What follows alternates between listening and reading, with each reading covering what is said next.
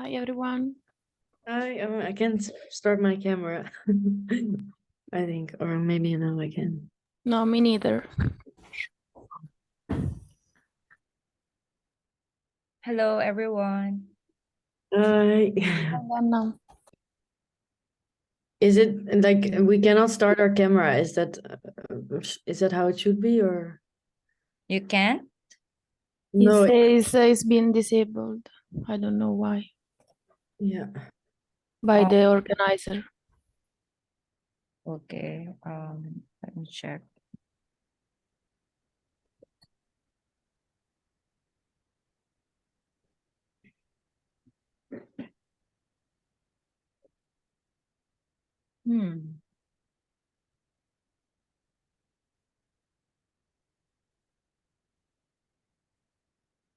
Okay, hold on. I'm checking it now. Let's just wait for the others while waiting. Yeah.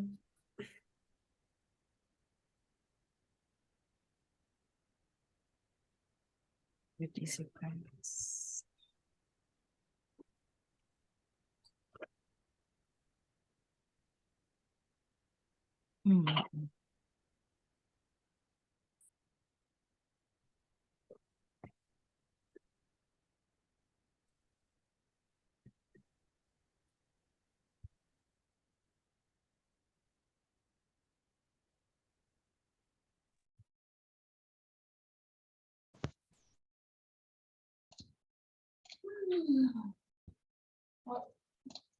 Hello, everybody.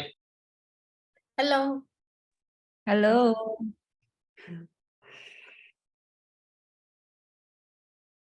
Wait, I am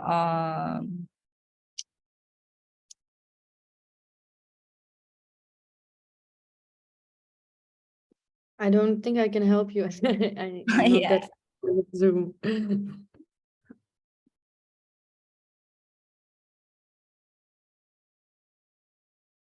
But can you share the screen? Is there an option for you to do that below?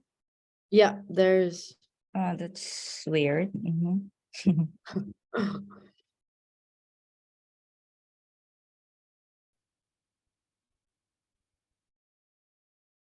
Well, this is why it's good that we're doing a test round, huh? Because if wait, let's share my screen so you can.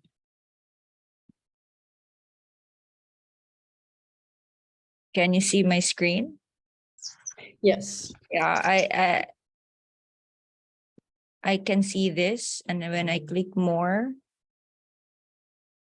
there's no option about the video. I don't see the Zoom program, by the way. I see. Okay. All right.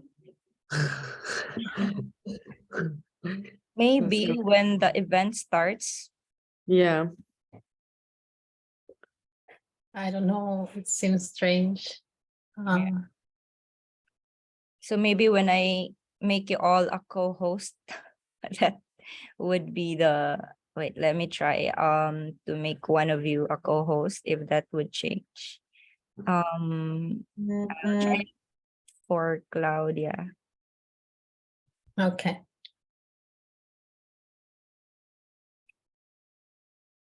How about that? Can you now? Yeah. Oh. It looks because the background is it's not activating. So I'm making everyone a co-host to be safe.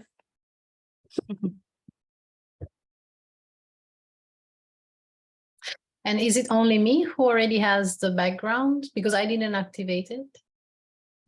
I didn't know anything about a background, actually.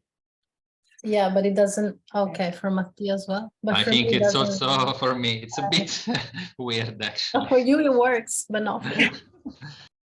Hi, Okay. Susie. Hi, everyone. Hi, sorry, my camera wasn't working and I figured you guys were sorting it out, so I just was eating my lunch. Are you Sorry. Mine is pretty off. Oh, Well, if I it don't know looks what to do. better without it, maybe you can turn it, just take it down if it doesn't work Yeah. for you. Where do we have to download it, or where is this background coming from? Hello, everyone. It was already in the settings when I came, so I don't know. Oh, Did you come through the panelist Yeah. link? Yeah. I don't know. Wait, let me. Hold on.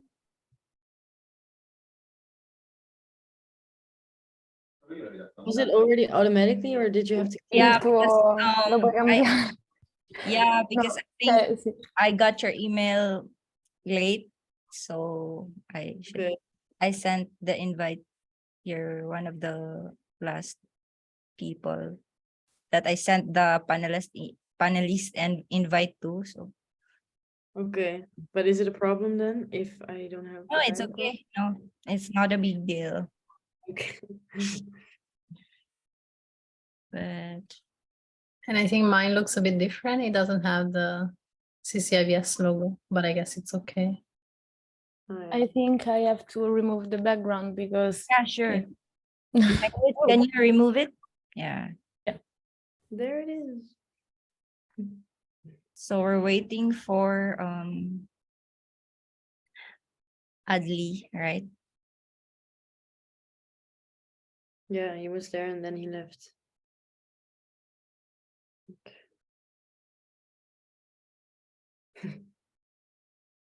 Yeah. I think somehow I took out my background, You have the flag over there.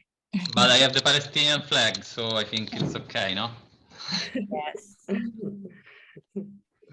That's very So the entire webinar or symposium will be recorded, and I will also be sharing it simultaneously on our Facebook page. So yeah. So hopefully we'll have a good number of participants. If not, it's just us. good. Hopefully there would be a few. It will be a nice chat anyway. Yeah. And Donna, do you mind if I try sharing my presentation Sure, to sure. see? Yeah, Yeah, that's because I want to have here. the presenter's notes. So I want to see if you see them or not, like with the Zoom. All right. Sure, go ahead. Just a second. Nope. Wait. Okay. I don't know who it is that came inside, but Yeah. please, okay, Adli, can you change your name because you're named after Carmen Malagesi, which is me. So Oh, it's yeah, where is it?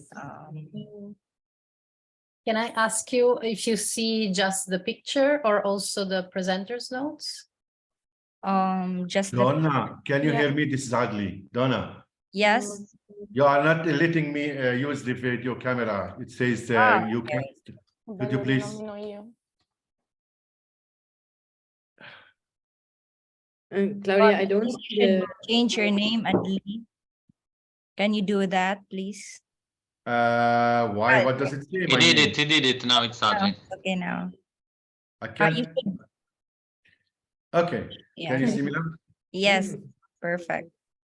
Yeah, I look like in the studio, you know, with the white thing behind me, you know. It's quite strange. We are all in the same boat. Yeah. Yeah, So so is much. my name still Dr. Carmen or Adli? What does it say? No, I changed it, Adli. Yeah, technologically, I'm very challenged, you know, when it comes to this technology. No, it's that I send the link, so I don't know why people who use it has my name. What about Abdullah? What's wrong with Abdullah? Why he's unable? Abdullah is unable to join. Can you send him the link one more time, Donna? I think Okay. something is wrong. Yeah, good thing we have this practice session. Hold on. Abdallah.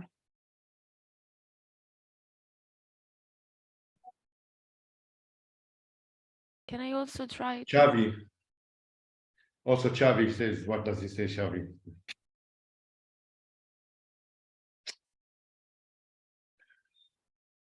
All right, Shavi also. Yeah. Susie, how are you? I'm good, thanks. How you doing, Adley? Well, I was running from one meeting to another, and after this, I have one more meeting at 5 Tell me o'clock. about it. I'm still writing work emails while we're waiting. That's all right. I'm jumping from one thing to another. This year That's is all not right. finishing, for God's sake. It's not bloody finishing. At least Yeah. it's warmer over there, Adley. It's bloody freezing here. It I'm- is actually cold. It started raining today. Shut.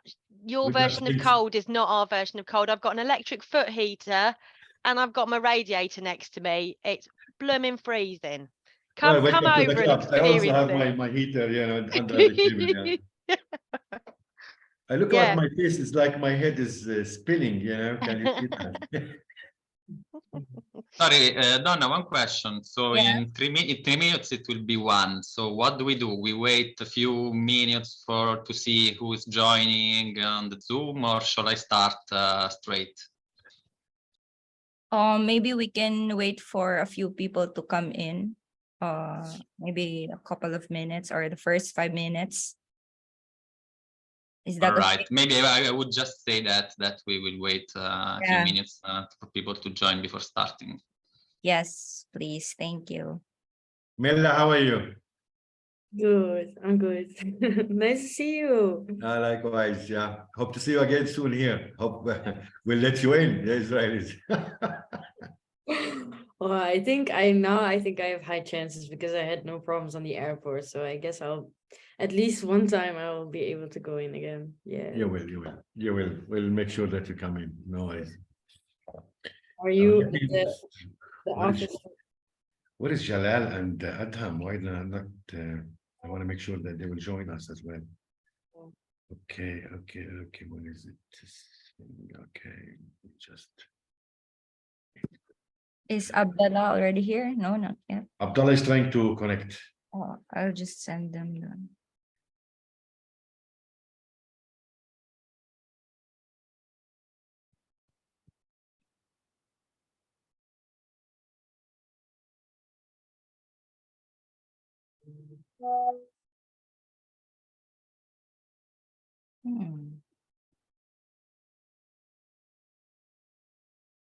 I'll just send them the link.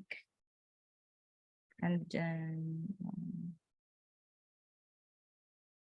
hold on, we have 1 minute. Donna, but at 1 we will be also in streaming, no, on the Facebook page. Yeah, I will do it. I'm trying to connect Abdallah and Chavi. I'm not sure why they can't join.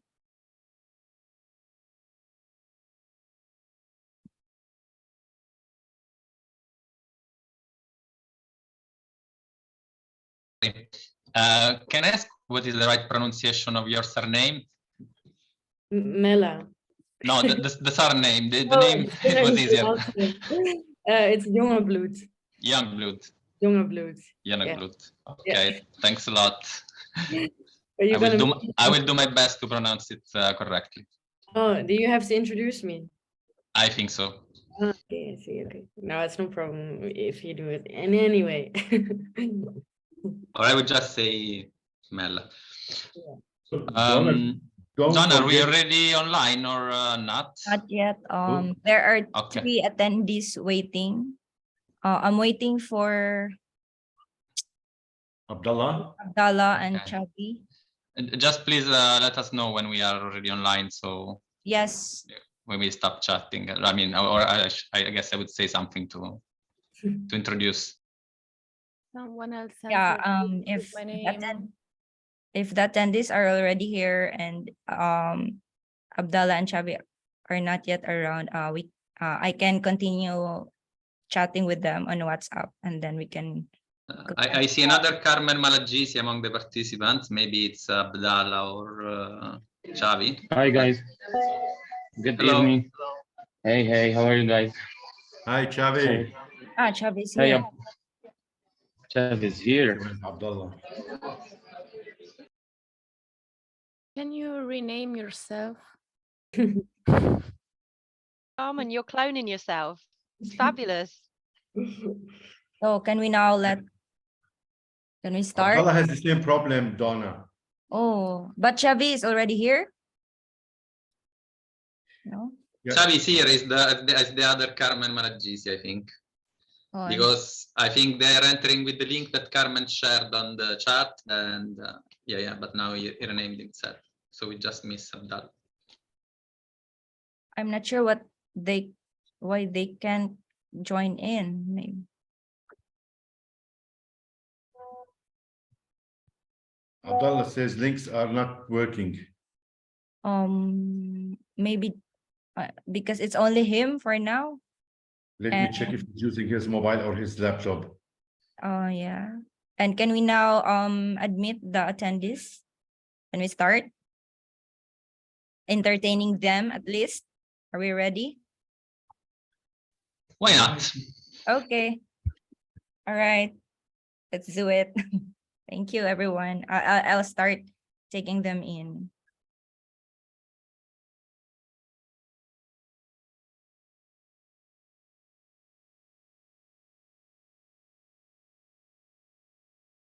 Abdullah is using his laptop, not his mobile. Maybe you should send him the link one more time.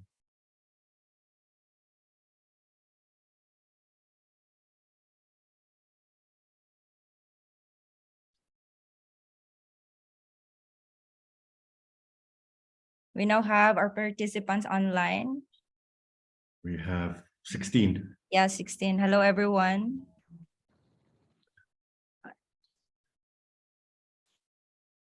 Hello, everybody.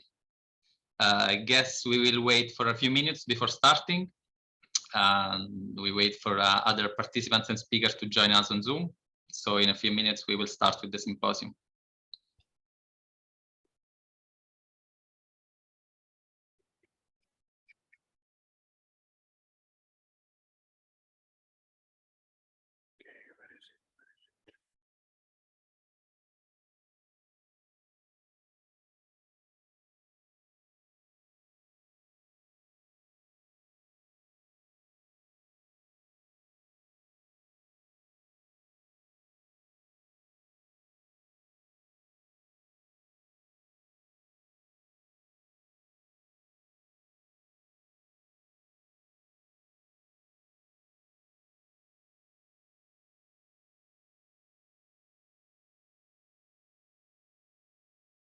Donna, Yes.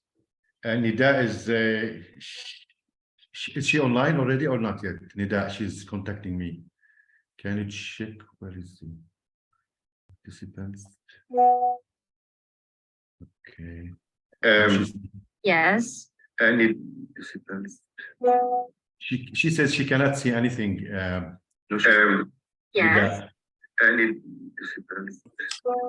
She says she cannot see anything. Yeah, Nida is Yes. Okay, Nida is in. Nida is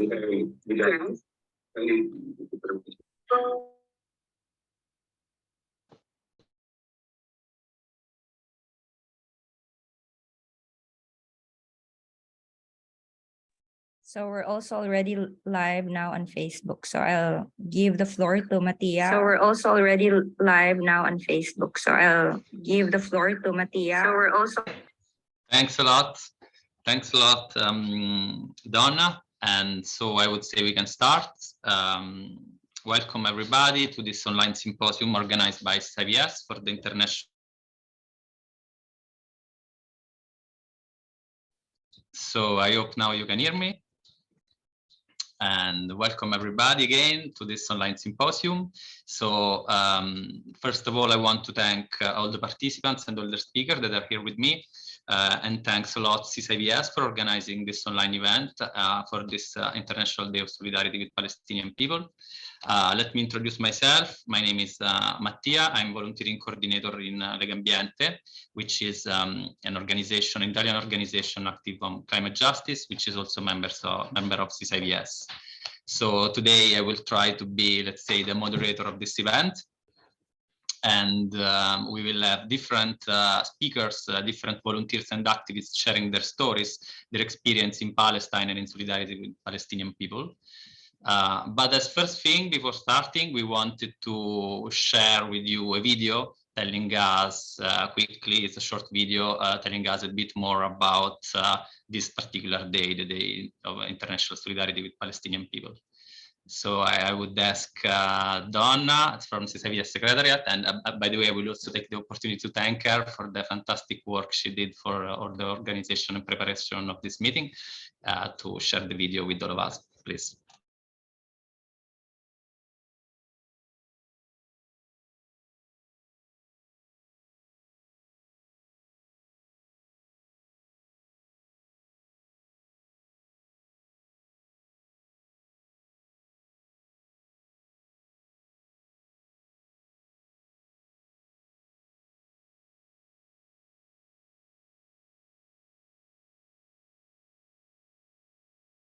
Sound is not working.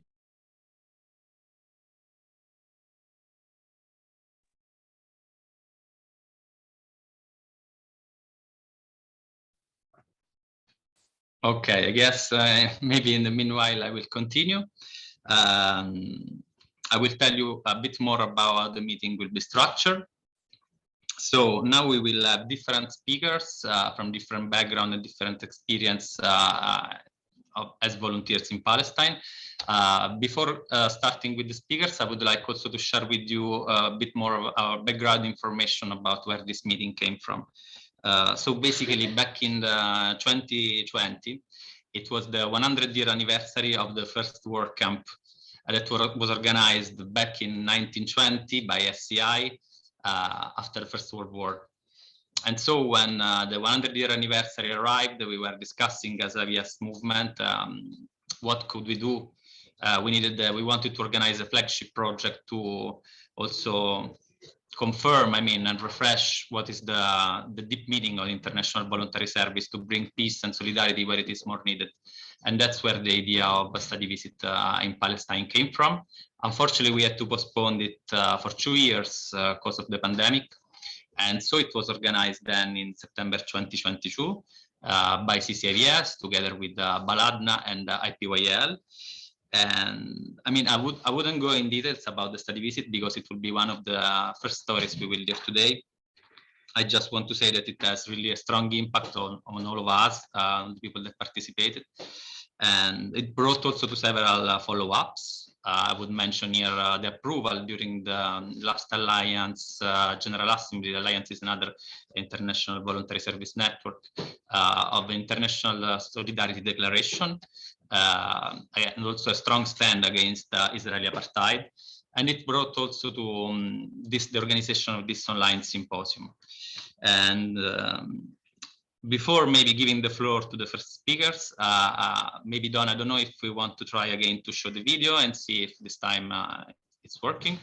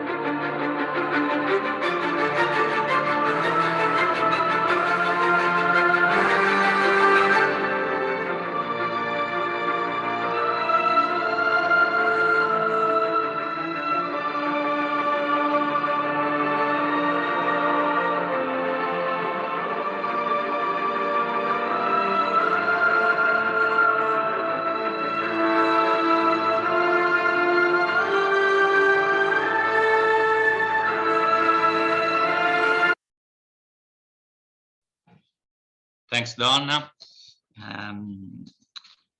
Before starting, I think I just want to share from my side that taking part in an international voluntary service project with the study visit in Palestine was really an amazing experience, and it was somehow shocking, I think, for all of us. I consider myself before to be an activist, of course, pro-Palestinian, but once you go there and you really see what the apartheid means for Palestinian people and the level of oppression on their life, I mean, it's really strong to accept that, and you cannot go back being the same person. And it has been, I think, for all of us, a fantastic learning experience, because you can really see that the fight for liberation for Palestinian people is really an intersectional fight that mixes many aspects, such as freedom of movement, social justice, climate justice.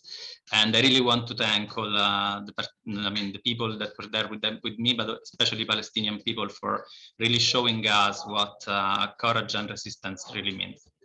And I hope that today we will manage to share part of this with all the people participating in this online event.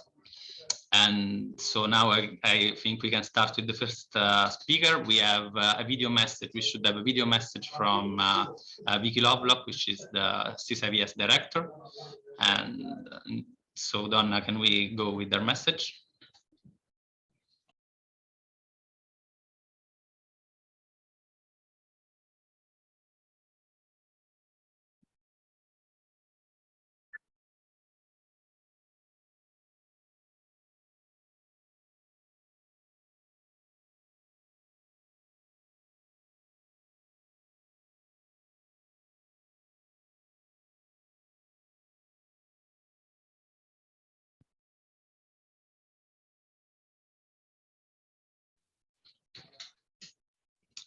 Maybe we can pass in the meanwhile to the other speakers and see if we manage to go with that later on.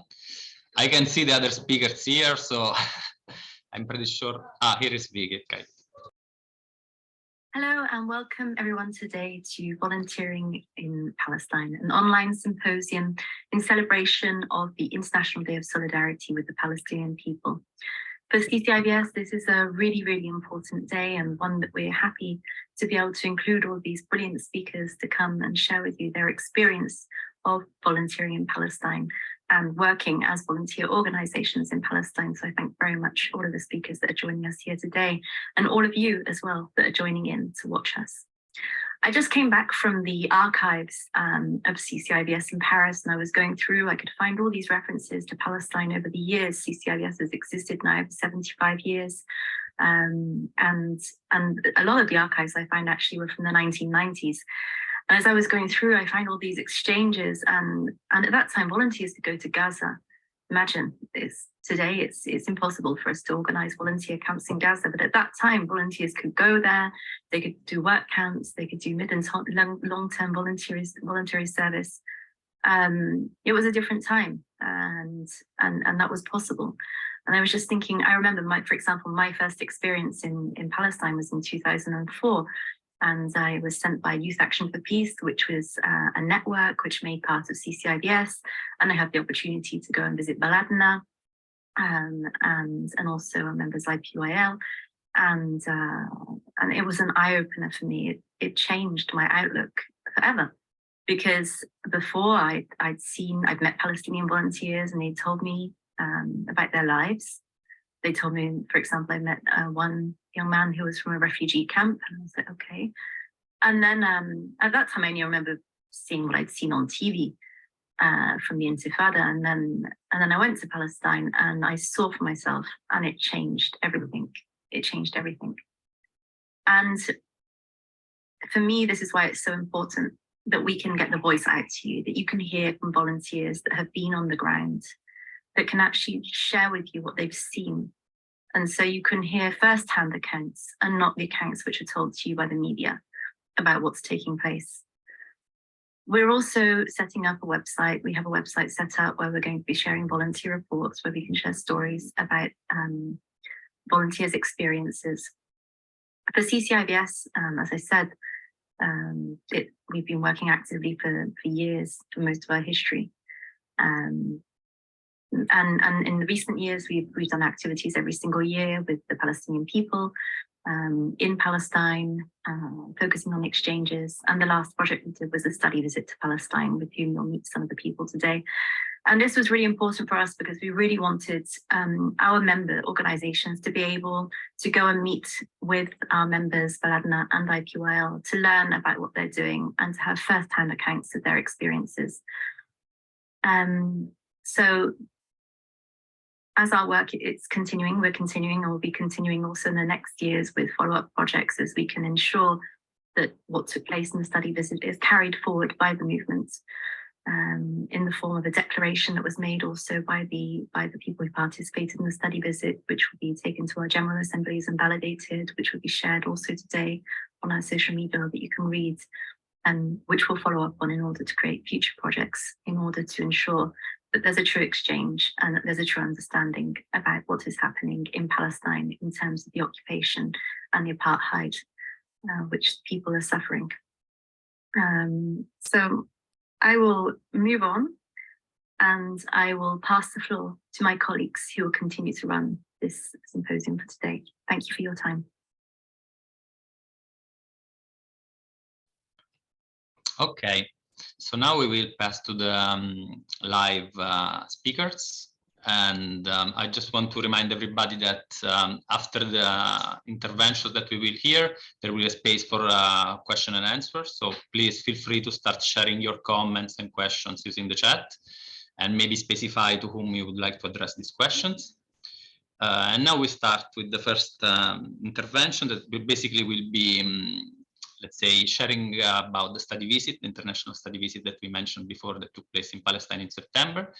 And it will be done by 3 of the participants, by Carmen from Legambiente, Susie from Concordia UK, and Abdallah from IPYL. So I will leave the floor to you, my friends. Thank you, Mattia. Hi, everyone. Thank you for organizing this meeting, first of all, and I share all the consideration about the study visit. It was really important, but without further ado, I share the screen for the presentation. Okay, give me a check if you see it. No. No? Yes. Okay, perfect.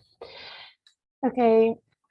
It's always a pleasure to tell about this study visit, because I think one of the output is that I saw is that it's really powerful for people who never been there to see what we saw, because sometimes they can't imagine what's happening there as we did. So it's really important. So I choose this image to start the presentation. This is the entrance of the Aida refugee camp. Is one of the biggest refugee camps in Palestine, and this is the symbol of the Palestinian cause, the key of return, because when the Nakba happened in 48, when the catastrophe happened and lots of Palestinian people were forced to leave their houses, they just took the key and nothing else, because they were convinced, they had the hope that one day they will be back, not too late, but this never happened, unfortunately, but they stick to this symbol, and it's pretty powerful. To start the presentation, I think it's useful to begin maybe understanding the territorial situation about the occupation, and for that I leave it to Abdallah, if it's with us.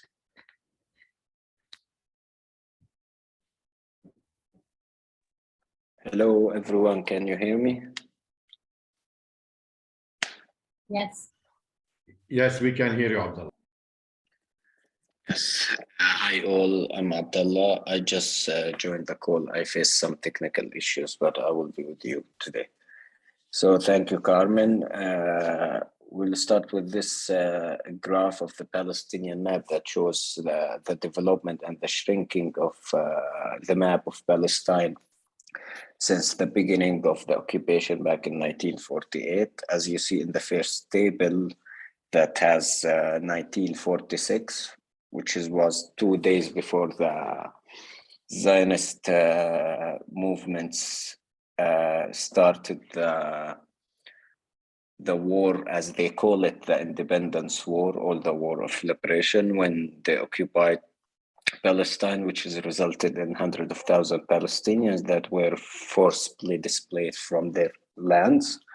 Later on, from 1948 until 1950s, the West Bank was controlled by the Jordanian government, and Gaza Strip were controlled by the Egyptians until 1967, which is what's known as the 6 Days War, when the Israeli army succeeded to occupy the rest of East Jerusalem, West Bank, Gaza Strip, Golan Heights, and Sinai Desert. And after that, Gaza Strip and the West Bank were considered by the international community, according to the international law, as occupied territories. Later on, settlements started to be established in the West Bank after the 6 Days War. And until today, more than 600,000 Israeli settlers, they are considered, according to the international law, as an illegal citizens or illegal entities, because the settlement is located inside what's considered by the international law as an occupied territories. This is briefly the development of the shrinking on lands. Of course, we cannot summarize the whole history from 1948 until today in such a short call like this, but we are trying to do our best in this activity to give a brief explanation about the history of the country in general. Carmen, what's the next slide? Now it's the beginning of the study trip, so you can reach out later. Thank you, Abdallah. Okay, so the study visit was divided in 2 parts. The first part, we've been in the Israeli part and then in the West Bank. I'll cover the first one and then I leave it to Susie. So our first first visit was in Haifa, which is one of the biggest city, and we've been told that Haifa is the place where like the 2 cultures and the 2 people used to live more peacefully, and it's apparently like this. But then what we slowly discovered, I want to mention first that we were hosted by Balatna, that give us great, also a great historic overview about the situation, and explained all the work they do with preserving the culture of Palestinian people in the Israeli territories, because as I was saying, what we saw is that the culture is being erased formally, and also with a lot of laws that allows that. And so you cannot see houses or construction that reminds you to the Palestinian history. So for us, it was pretty emblematic to see this structure, like this mosque, and they thought it was a great idea to build this huge building side. So we were starting to see how the regime is actually trying to erase all the culture. You cannot, like, people is not able to express their culture, and this is not like living peacefully together, the 2 culture. In the study trip, we had the chance to meet a lot of organizations, both in the Israeli part and then in the occupied territories, that works with Palestinian human rights. So we met this association that is called Adala, that does a great work helping Palestinian people with juridic issues, because as I was saying, there are a lot of laws that work for the repression of Palestinian people. Just to mention some of that, there's the freedom of marry law, like people of the West Bank cannot marry people in the Israeli part, or the family unification ban. Also, they help a lot the prisoners, because there are a lot of imprisonment for like when someone gets imprisoned, many times there are no evidence for why are they imprisoned, so they have no right of defending themselves, and so on. And they do a great, really great job. Then we went to this ancient Roman village, which is Caesarea, and used to be inhabited by Palestinians. And but this is a place when you also can see the cancel culture that is going on in Palestine. For example, it's pretty emblematic that there's this mosque that is the only trace that they left in this historic area, and is being used for years to stock alcohol in there, which is like absurd and disrespectful at the least. And as I said, you cannot find anything that reminds you that Palestinian Arabic people inhabited that place. And the Israeli occupation actually removed all the access to the sea to Palestinian people, and these villages that we just went across is the last village to have access to the sea, but it's completely surrounded by like high-speed streets and like resorts, Israeli resorts. So they are preventing the expansion of these villages. They are not giving permission to build. They suffer from house demolition, which is a like a powerful tool that the Israeli regime uses against Palestinian people, because of course the access to the sea gives you resources, and we saw how resources are being used against Palestinian people, which has no control over them.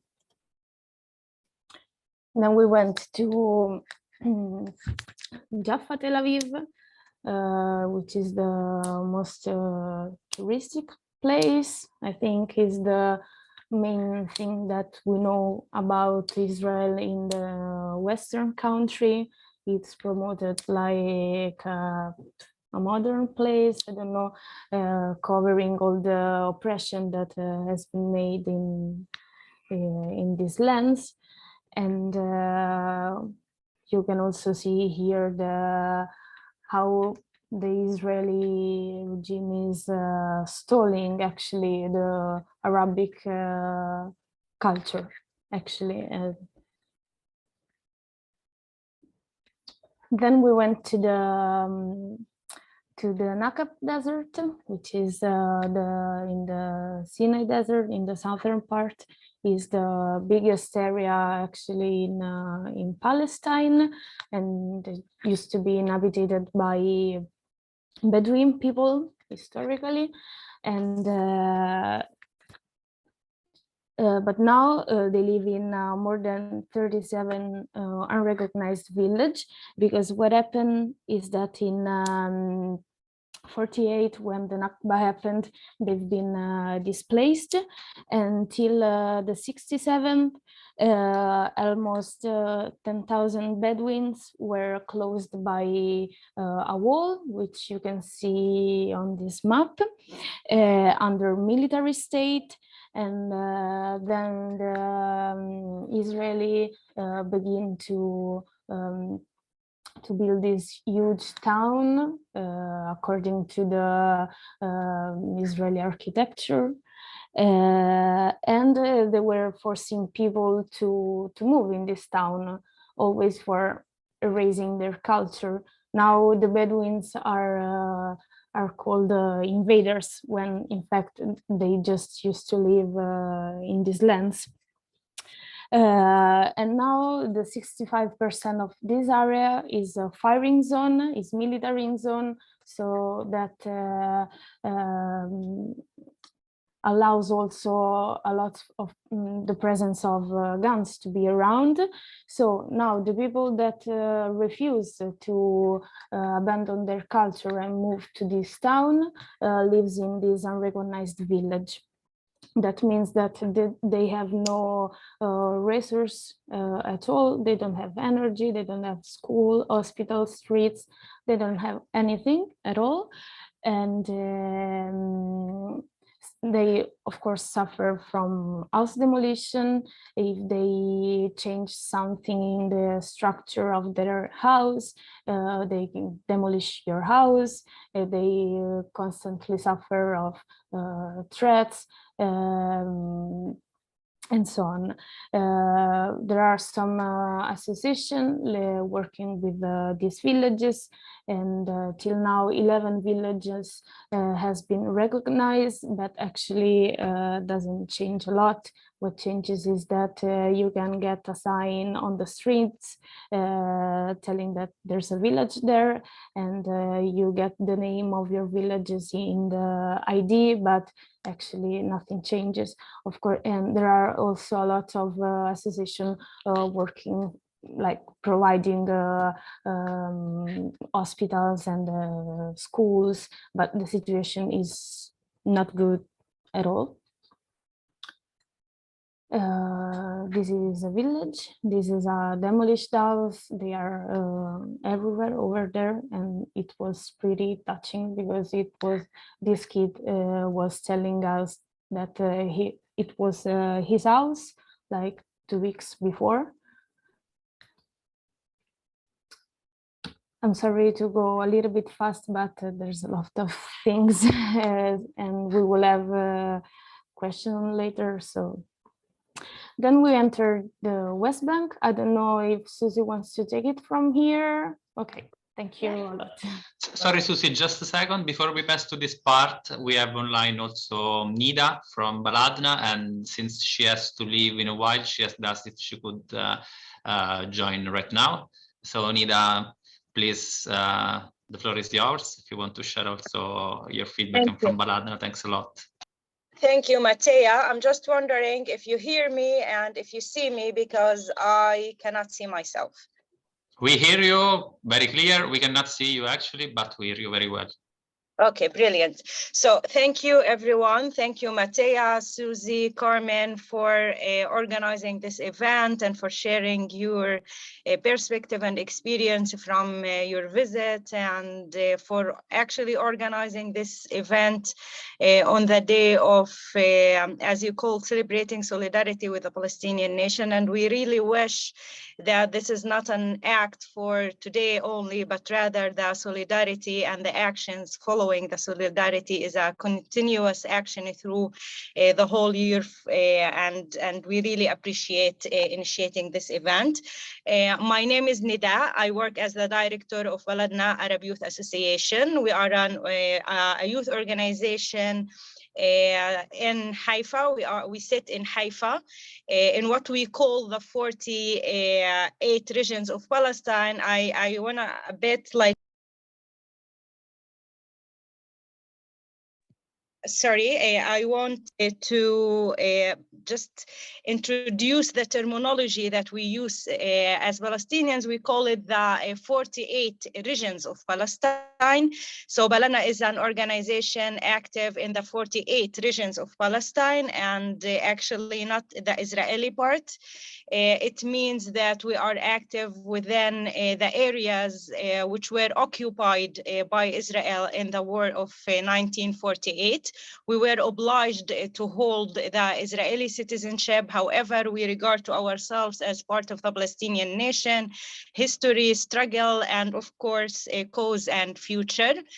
Our organization work with Palestinian youth around different topics, but since the time is very much limited, I want to speak more about why we think such kind of visits, political visits, as the ones that were organized by CCIVS, are important from our perspective as Palestinian organizations and Palestinian activists.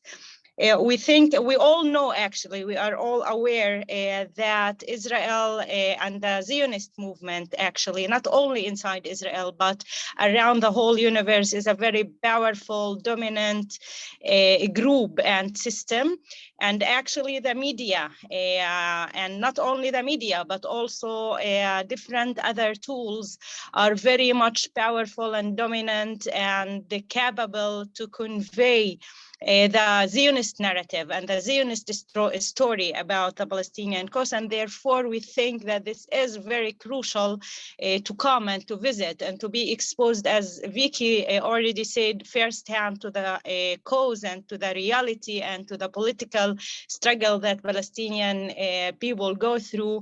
And of course, this kind of visits are the ultimate and the best way in order to learn more and to understand more the situation in Palestine, and by this also to learn about the facts and about the Palestinian history and cause from our own behalf, instead of only consuming what the Zionist story and narrative is mainstreaming around the whole universe. But beyond that, beyond coming and being exposed to the narrative, which is not usually the mainstreamed one in the different countries, I think that there are certain specific added values of such kind of visits. The first one is related to the fact that usually the Palestinian cause is portrayed as a humanitarian aid cause in the world, even for those who are pro-Palestinians and even for those who are aware about the Palestinian right and the Palestinian struggle and the Palestinian history. Some of the people who are supporting the Palestinian cause would regard to it as only mere humanitarian aid cause, which means that these people need our support in terms of feeding them, sending them some supplies, and kind of like a very humanitarian perspective to our cause. And therefore, I think the other comrades from the delegation would also confirm that no, the Palestinian people are not only the victim, are not only the ones who are subject to humanitarian aid, but are the ones who are capable, who are potent, who are powerful, who are struggling in different ways and in different areas. And therefore, the kind of solidarity that we expect also is not as solidarity as the victims or the solidarity as for aids, but rather the solidarity with the ones who are capable and powerful and so on and so forth. The second added value, I think, of such kind of visits, and the other angle of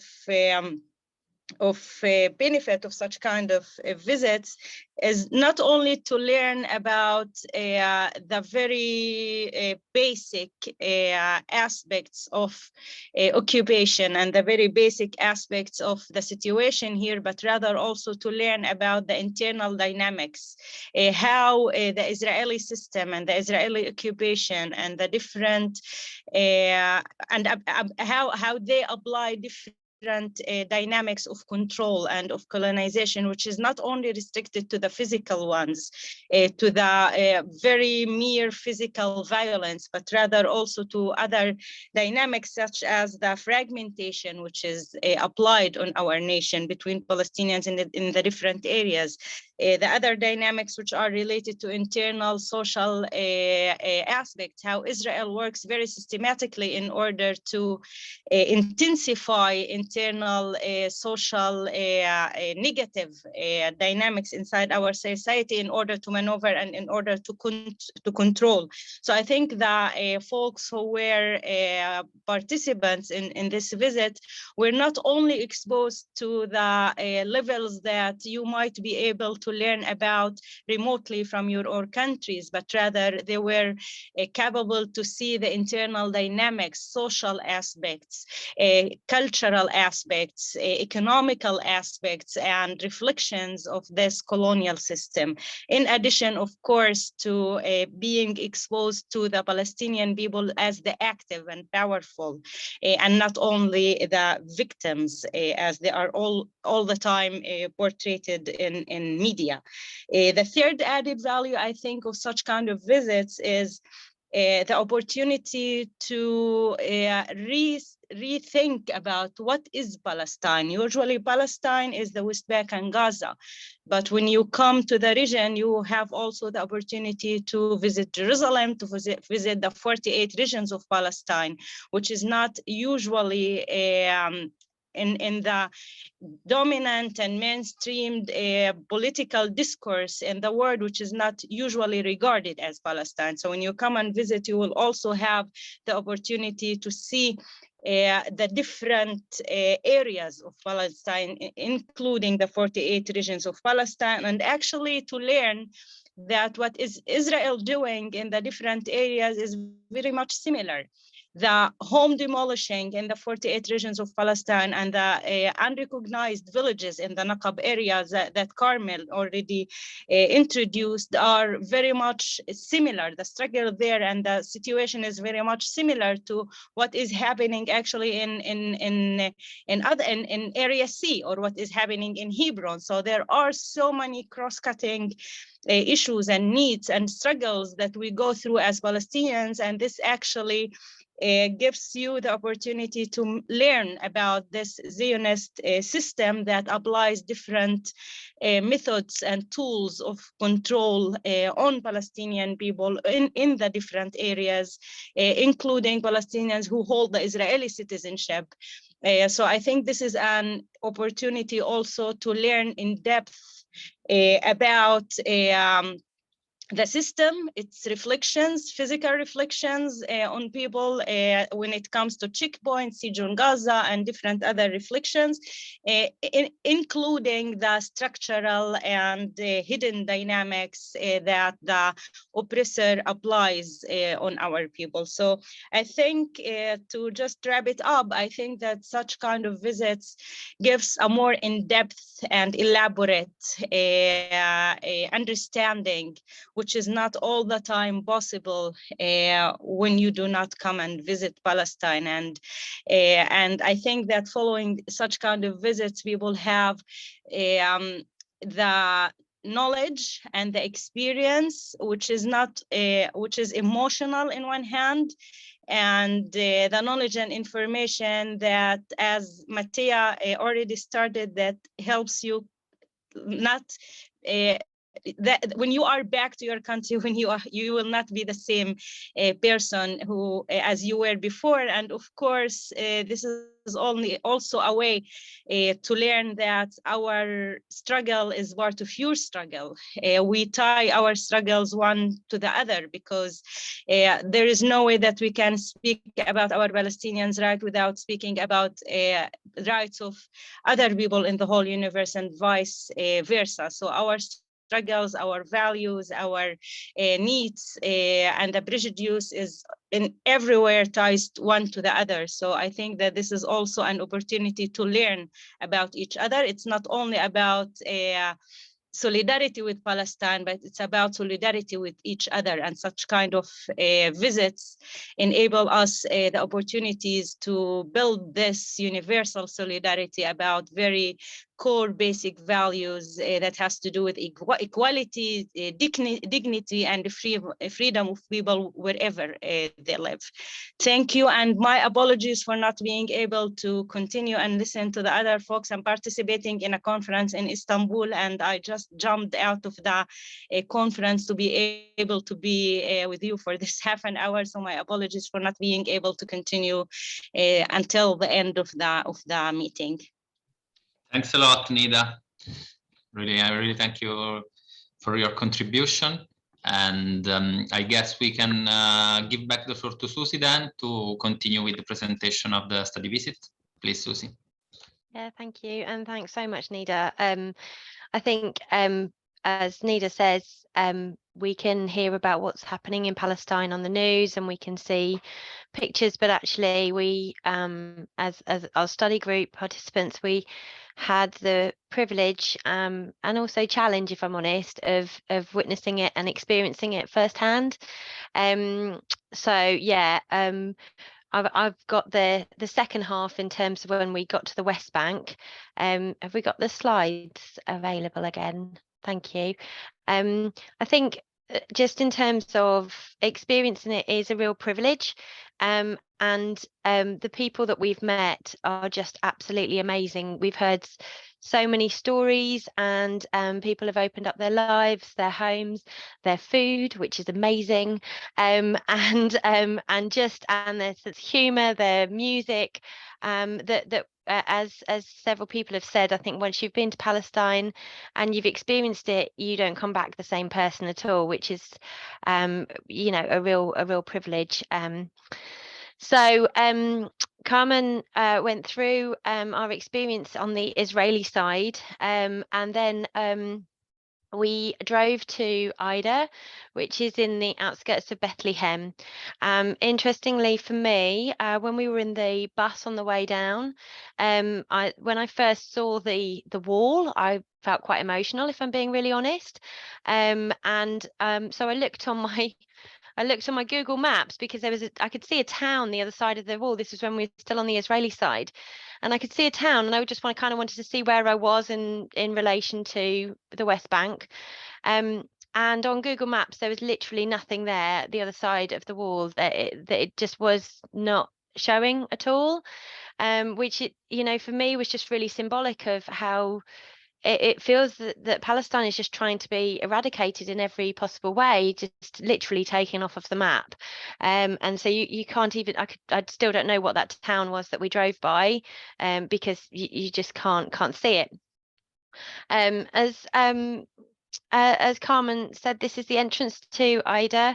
And the symbol of the key is really moving.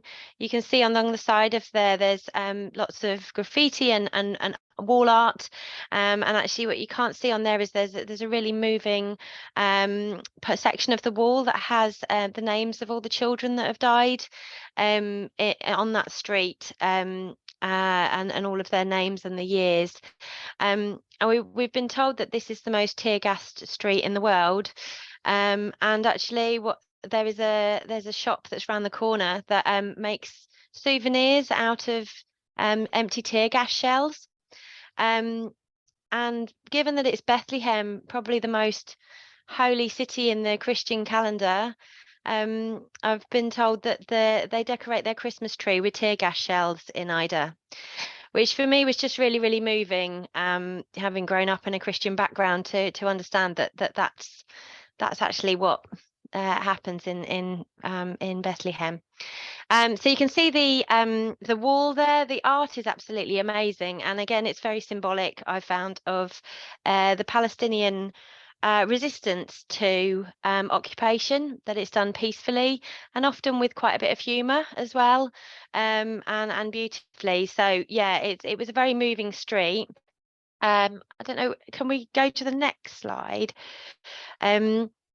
we met, we went to this theatre studio, met this amazing gentleman who is engaging Palestinians in theatre, and through helping them express their emotions and work through the challenges through theatre. He was a really amazing gentleman, actually, and I took his details. He's coming over to the UK next year, so hoping to see his theatre group there. He yeah, I'm just sort of looking at my notes, but he said a really amazing thing about finding peace within yourself before you can find peace with others, and this really was symbolic of the resilience, the strength, and the just grit, I think, of Palestinian people that we found everywhere, which was, you know, really quite remarkable given the ongoing harassment a lot of the time. I think one of the things I do just want to bring up that really shocked me all the way through, and I never will get used to it, is just young people with guns everywhere, Israelis with guns essentially everywhere. And it's just a constant reminder of that occupation, whether you're on the Israeli side or whether you're on the you're within the West Bank. It really, for in a country where we don't see guns, it really was a constant reminder. I think if we can go to the next slide, if that's all right, please. After this, we went to another part of Bethlehem, which was near the birthplace of Christ, the Manger Square. And this gentleman here, I found a real inspiration. His father was extradited to the States because he was a non-violent protester and a non-violent campaigner for non-violent resistance to the Israeli regime, and he was extradited whilst this gentleman was quite young to the States, and so he couldn't see his father, and rather than turning to violence, which I could have potentially identified with, he thought, wow, this is a really strong way to resist if they felt really that threatened to send my father out of the country, that he actually took this up. So he's involved in a number of different different campaigns and movements to support Israeli and Palestinian youth with the occupation, and he's very much exploring the mental impact that this is having on both Israeli and Palestinian youth, which I felt was so forward thinking. That the impact of all of this brainwashing is having on all inhabitants of this area. He was very much focusing on how we treat our young people as the key, and that most people actually pursue their next actions by what's happened in the past. So it's about retraining that brain, and I work actually for a mental health trust here in the UK, and very passionate about mental health myself. So for me this was just an absolutely amazing movement here, and the work he's doing is absolutely incredible. From there, we also went to another area of Bethlehem, which is a beautiful city, by the way. It's really lovely. We met a couple of gentlemen who were working on, so they were more in sort of the academic field, and they were promoting the history and what's happened, and resisting from that way, and just really spreading the knowledge of what's actually happening, and that's why it's called the Alternative Information Centre, just really broadcasting that actually what we're told in the media is not the reality of what's happening. And I think through this progression, through these several days, we certainly felt that a lot of the things that we've been taught, I certainly can say a lot of the things that I've been taught are the narrative is very, very different in reality. If we can go on to the next one. And then we went to Hebron and made so many more beautiful friends and met some fabulous people. And Hebron is an amazing city. For myself, and again, this probably is going to sound very naive, I think I was a bit nervous about going to Hebron because you hear it in the news quite a lot. Actually, Hebron's probably the safest place I felt out there. It's such a beautiful city, and we made such really great friends. So you can see us all there. Yeah, and Adley was an amazing host. So this is in the IPYL headquarters, and that's where we were. Adley started to introduce us to what's actually happening in Hebron, and also us witnessing about the Israeli settlers. So as you come into the West Bank, it finally looks like the Holy Land should look, in my eyes, I'm afraid. Just in terms of the buildings in the West Bank are built of the stone, clearly of the land, and it's absolutely beautiful. And then you look up, and in the hills, you see these barbed wire cities that are really fake mansions on the top with watchtowers, and that's where the Israeli settlers are. And it's just so in contrast to the beauty of well, I mean, we're just coming into a Christmas period of all the Christmas cards that we're going to see with, you know, those kind of buildings, and it's so in contrast and not in keeping with it at all. Whereas actually Hebron and that landscape is just so utterly beautiful, but heartbreaking seeing the Israeli settlers there as well, encroaching on that.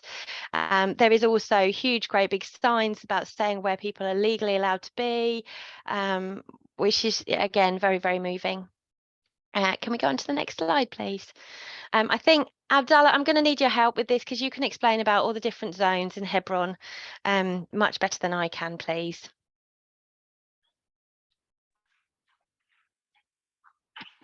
Hello. Hey, thank you. So can you hear me now? Yep. Okay, so basically you are now looking at the city of Hebron map. This is a map for the city only, not the whole district.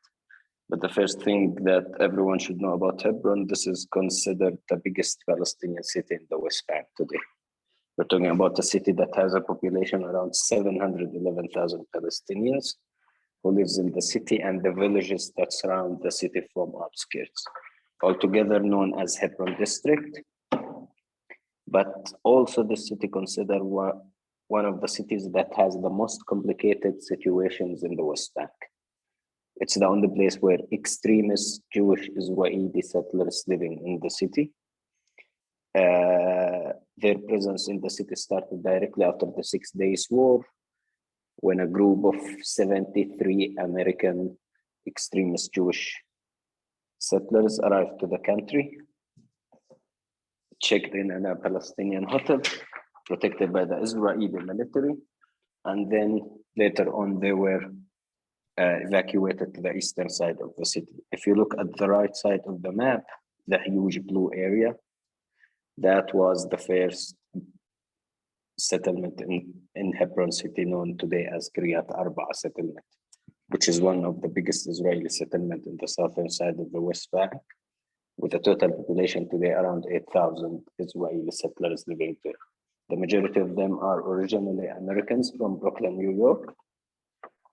They are who are the ones established this settlement. But later on, different Israeli settlements were established.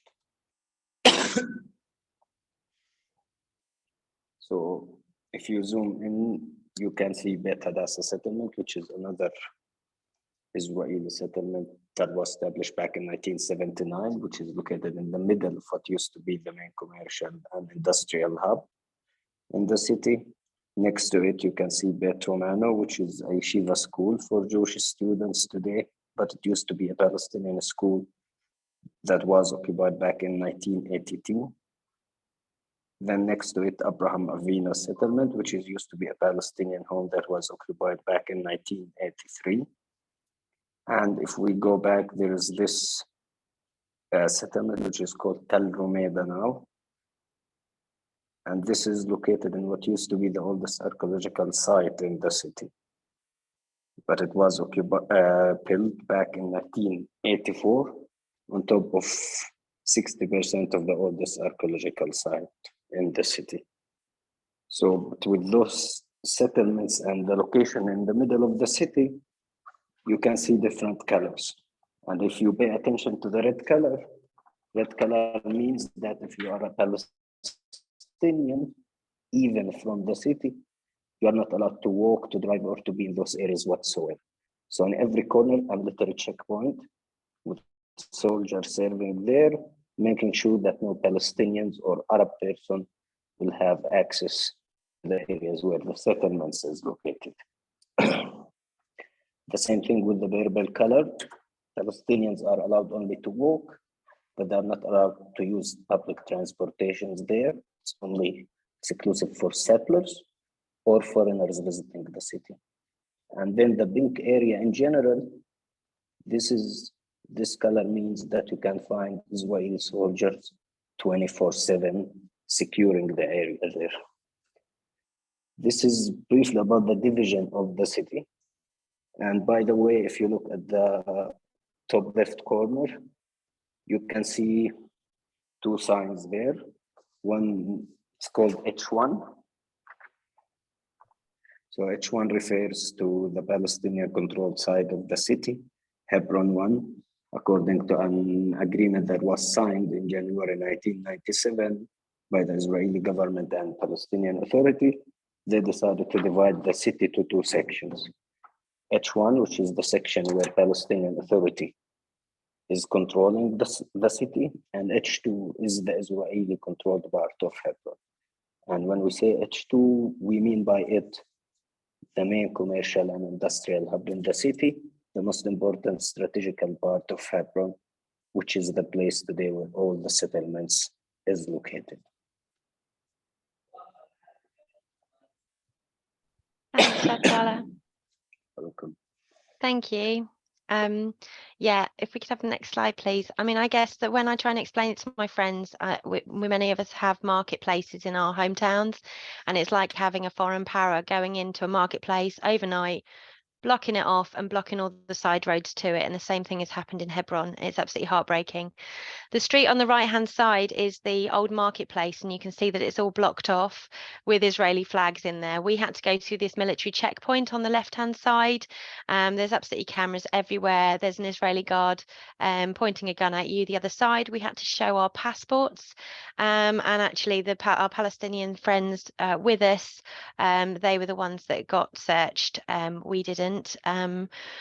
It was very intimidating, and yes, we have since seen videos of since we've been there that there's been violence on the streets there as well. So you know, it's a lot to see. If you can go to the next checkpoint, the next checkpoint. The next slide is when we came out of this restricted area. Oh, sorry, this is in the restricted area. So this is an old school, I believe. And this is the area that actually was Palestinian, but you can see the Israeli flags are everywhere. Interestingly, I found there's very few Palestinian flags in Palestine, but there are a lot of Israeli flags, which again, it's just another bullying tactic in my book. If you can have a look in the next slide, please. When we came out of this restricted area, we went through the marketplace, and this is the fabulous Arabic marketplace with all the sights and smells of Arabic markets. It's just fabulous. But if you look, you can see the netting. That's the ceiling of the market. They've had to put metal netting because the Israeli settlers throw things down into the marketplace. There's you can see that there's a garden chair there just to try and hit Arabs whilst they are opening their shops and going shopping, basically. At the end of this, there is and I think you can just see the checkpoint at the end on that right-hand side. That is the checkpoint that's just before the mosque. It's very, very cramped. It's very, very claustrophobic. And I'm pretty sure it wouldn't pass any of our health and safety rules in the UK, to be fair. It's very if there's a stampede, it's very, very dangerous, and very, very intimidating. And people have to go through that 5 times a day to go and pray in the mosque, and it's been deliberately put there, which is really heartbreaking. We can have a quick look at the next slide. We then went on to another organisation that looks after children and families. And then we went on to have a Zoom call with Gaza doctors and learned so much about how it's been for them. And how, actually, there's so much the same of us, but just having so many restrictions on their lives. Heartbreakingly, they were saying that they haven't been able to use the beaches for 2 years because the water treatment plants, they haven't been able to get the supplies in to fix them, or the people to come in and fix their fresh water. And so that's what is causing so many things. Also, as doctors, they need to be able to travel and work in different places to expand their continuous professional development, and they're unable to get the visas. And I think one of the things that just very quickly that really got me was the fact that the main hospital for Palestinians is in Jerusalem, but anybody in the Gaza needs to get in the Gaza area needs to get a visa. So if you have a young child who's got, say, leukemia and needs to go to Jerusalem, in many situations the child will be given a visa but their parents won't. So you're sending a 5-year-old to Jerusalem on their own to go and get treatment. It's just, again, it's impossible situation. Next slide, please. I think we're coming towards the end. I'm mindful of time. We also went to Jerusalem. And this is where much of the demolition of houses is happening. We were privileged to meet some people, and they showed us around their town on the outskirts of Jerusalem, in regards to and that they explained about any external renovations to their house means that actually the Israelis will serve them with or they'll be served with a notice that they have to demolish their house. If they don't demolish their house, then there's been many instances where Israelis will bring around bulldozers and then they'll actually charge them for bulldozing their house down. And it's not cheap there at all. So it's just heartbreaking. And next slide, I think.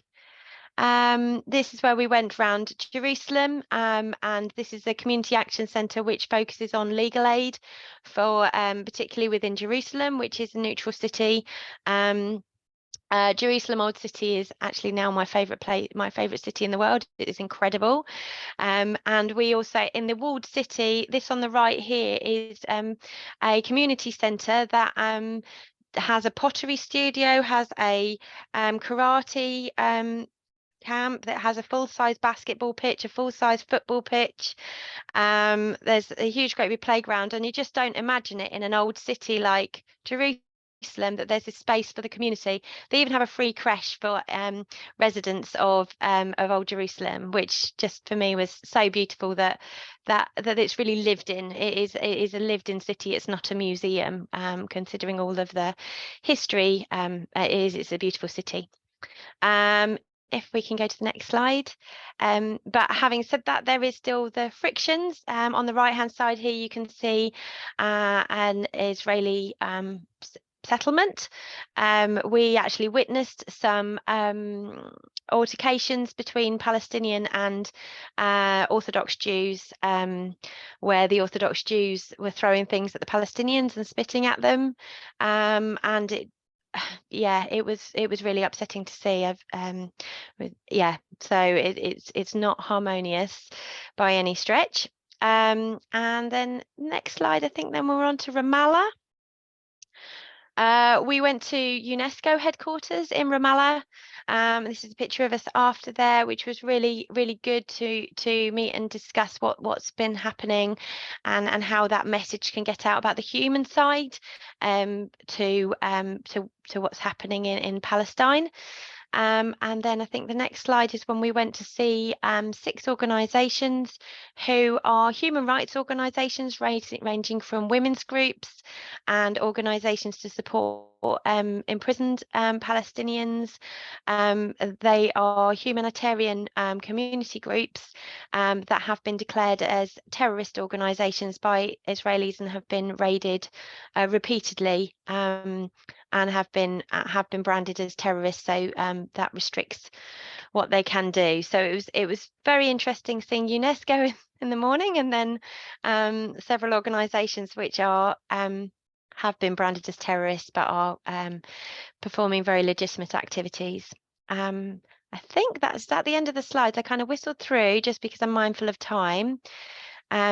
But yeah, what I would like to say is we just had an amazing experience and just met the best people. And yeah, you don't come back from Palestine the same person. Thanks a lot, Susie.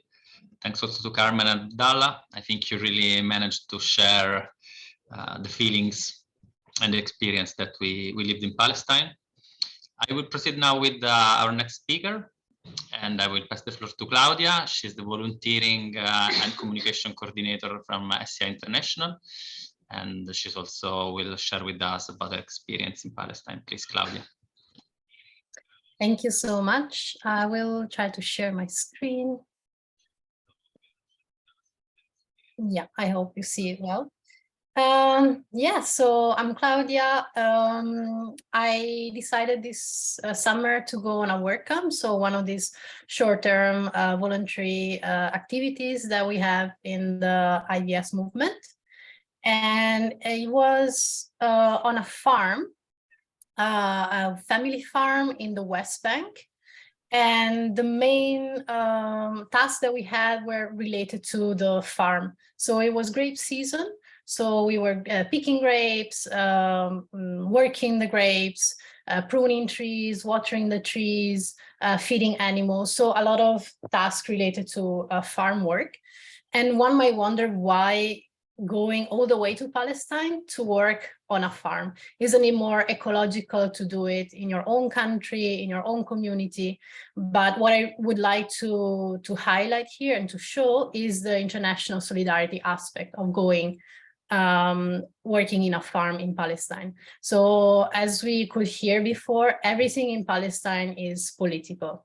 And especially farmers in the West Bank receive a lot of pressure from the occupation to leave their land because they are protectors of the land, and land in Palestine is most precious and contested thing. So by having international volunteers on the farm, on the land, they provide a certain layer of protection, although temporary, but yeah, it's still better than nothing. So the second thing is that volunteers, by being there, they can witness and they can experience the situation of occupation in the West Bank, and then they can come back to their countries and raise awareness. They can talk about it with their friends, they can be in events like this and explain what they saw from a point of lived experience. Because as someone else said before, we can read a lot about Palestine and the conflict and the occupation. You have UN reports, you have books, you have videos, you have a lot. But when you go there, you pick up some details by really living the situation. And then you can understand what all these things that you read, all the occupation means to the daily lives of people living there. So now I would like to show you a video. It's by our host, Dawood. He's the one who organizes these work camps. It's at the farm. Which is 10th of Nations, and I think it's much more impactful to hear from him the story of his farm and his family. So let's see if it works.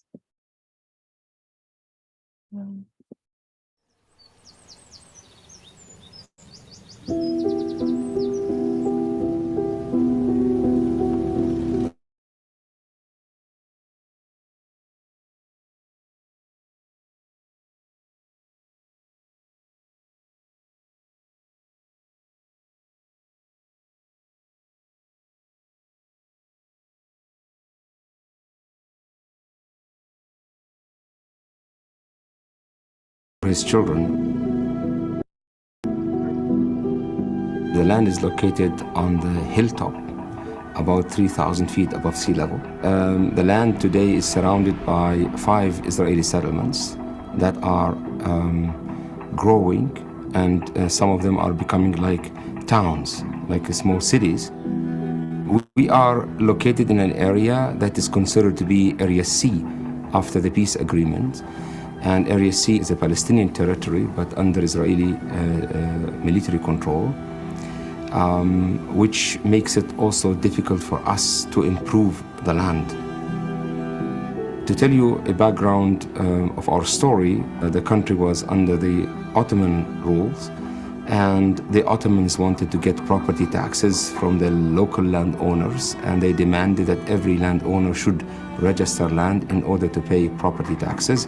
Many did not do it, but my grandfather did it the other way. So he first registered the land, so we got papers. Now in 1991, we heard that the Israeli authorities declared our farm as state land. And the idea is to take the land and maybe build another settlement. In our case, we thought, of course, this is unjust because we have the documents, the land is a private property. And we reacted legally, and we went to the military court because the West Bank is under Israeli military control. And we thought with one session we will finish the case because we have papers. The Israeli military judge was surprised to see documents. But instead of closing the case as we were hoping for, they postponed it. And because of our location in the center of settlements, they started to make it difficult for us to prove ownership.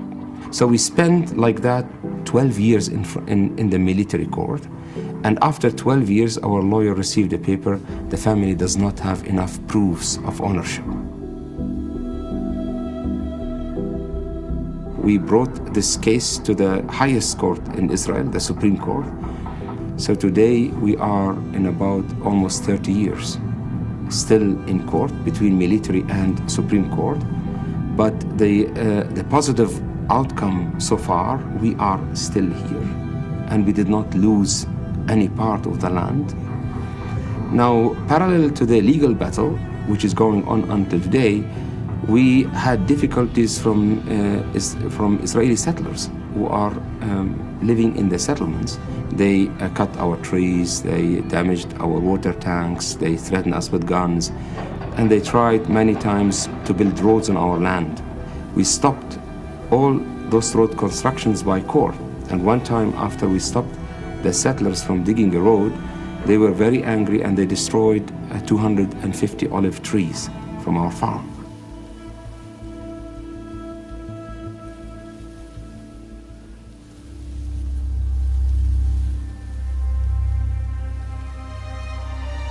In what is so-called Area C, we always find demolition orders for structures, for tents, for trees.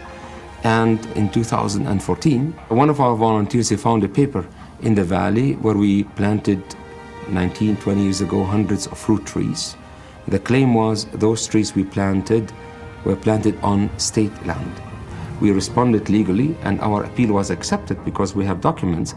But then 2 or 3 weeks later, they came with bulldozers and the trees were destroyed, the terraces were destroyed, and this time from the military, and this was done without a court decision. And now we are becoming here more isolated. The main access to the property is blocked for us since 2001. The construction of a new religious school might also affect our situation here. The expansion of the settlements is going on and on. We might be squeezed in the center of the settlement. And also the war, when it's finished around Bethlehem area, will make it difficult for us, and especially because this war will disconnect us from going the 6 miles to Bethlehem. We have difficulties or restrictions on our own land. We are not allowed to build anything, so we have to apply for a building permit that we'll never get, maybe.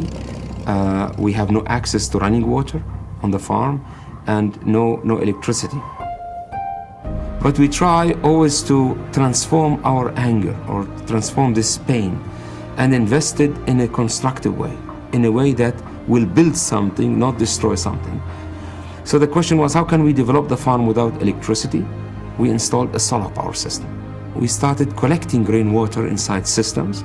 And since we are not allowed to build on the ground, we started renovating caves. And for us, it's not about building electricity or water. No, it's about showing others that things are possible. We refuse to be enemies, which is an active, not a passive, an active way of nonviolent resistance. We refuse to hate, and no one can force us to hate. And we believe that all people are created in the image of God, and they are not created to hate each other. So in every human being, including what we might call an enemy, there is something good and something bad. The good thing we want to respect, but the bad thing we don't want to accept. Even in a difficult situation, wherever we are called to be peacemakers.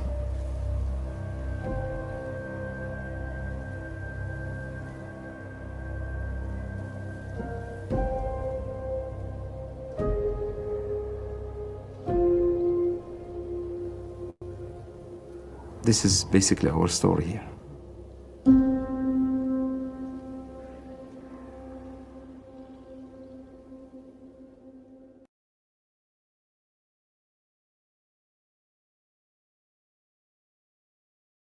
All right, so yeah, that's what I wanted to show you, because this is the context of where the project took place, and it's absolutely crucial to understand this context in order to understand why it's important to be there as volunteers and to share this story. So, but yeah, before going there, I didn't know all these details. So why did I choose this project? So after years of COVID, working from home or at the office, I felt a bit disconnected with the work that SCI was doing on the ground. And so I wanted to go on a work camp to reconnect with what we are really doing. At the same time, I chose to go to Palestine because I wanted to learn more about the situation. I have friends who are very much involved in the struggle. As SCI, we sometimes put out statements about what's happening in Palestine. So I really felt like I needed to be more informed and more aware personally. And finally, my dad is a farmer, so I have this deep respect for farmers, their work, and I felt very connected to this project. What struck me the most when I was there was this contrast that I was feeling between peace and violence. So being at the farm, there was a very deep sense of peace for me, because I was away from the screen, I was in nature, we were on top of a hill, only the 7 people, the group that were working there. The hilltop always has a very nice breeze, it's very pleasant. You are far from the city, so it's really, really peaceful. And at the same time, you know that you are in a context that it's not peaceful at all. You know that there are tensions and daily violence happening all around you, and you can feel it in the air. And when I talk about violence, I don't mean that volunteers are in danger. I felt very safe, both in the farm and in the rest of Palestine that we visited in Bethlehem and Hebron. What I mean by violence is this more structural and symbolic violence. And sorry, I still want to say that the physical violence, it is present, but for Palestinians. Volunteers, they don't experience it. So yes, the structural and symbolic violence. And just to give you some examples, when you are on the hill of the farm, you see all these buildings in the other hills around you, and they're very well kept, very nice. They look like nice neighborhoods. And so you don't realize until someone tells you that they are Jewish settlements, and that they are there illegally under international law. And some experts even consider them as war crimes. So you also learn that to build them, land was grabbed by Palestinians, the people who have been living there for generations. And you see all of these differences between those settlements and the hilltop where you are. So, for example, they can have all the running water and electricity and services, and in the farm, you are not allowed to have these things. So, for example, as you see in the picture on the top left, there are water tanks because there is no running water. The hilltop at night is very dark because we need to save electricity, and the settlements around, they have these very bright lights that it feels like they're coming at you. The settlements have very good bus connections to Israel or to other cities in or other settlements in Palestine. And at the same time, the main road from the farm to Bethlehem, which is where most of the family, the Nassar family, live, has been blocked for years, as you heard in the video. So it takes 3 times as much to get to Bethlehem as it should. So all these differences, all these little details that come together form this violence that I am talking about. And it's only the tip of the iceberg that volunteers can see in just 2 weeks being there, but there is so much more under the surface.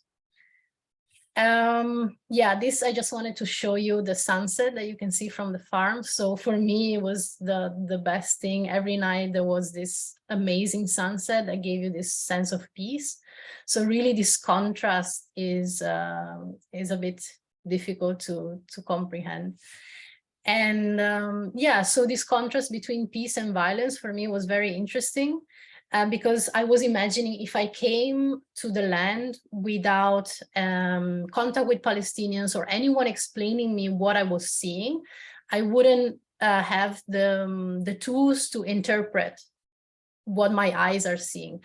So just for example, yeah, those the settlements, I wouldn't realize that they are there illegally and that they are a symbol of violence and oppression. The solar panels that you see in the center image that are on the farm, they are a way of being more ecological, independent. It's amazing, but the reason why they have it, it's also because they cannot have a connection to electricity. So again, it's a reminder of this oppression. The image on the left, it's a greenhouse in a youth center at the entrance of the Ida camp that was the others were talking about before. And it has this grid on the top that maybe you wouldn't notice if nobody points it out. And it's because of the tear gas, sorry, the smoke, I don't remember the name, but yes, those canisters that are sent, that are launched by the army, and they would burn the plastic of the greenhouse if there wasn't this structure. And it's just a youth center growing their own vegetables, you know, it's nothing threatening, but they need to protect themselves like this. So, and at the same time, so yeah, all these elements, they are hidden by this layer of like normalcy and peace that the day-to-day life you as foreigners you would experience, and yeah, it hides all the violence. So it's not a real peace that you're feeling, but at the same time, the peace on the farm that I was feeling is so much real, and it's a product and testimony of the amazing work that the family is doing. They explain how they decided actively to have this peace and nonviolent attitude. So yeah, if the peace that you feel at the farm is very much their doing.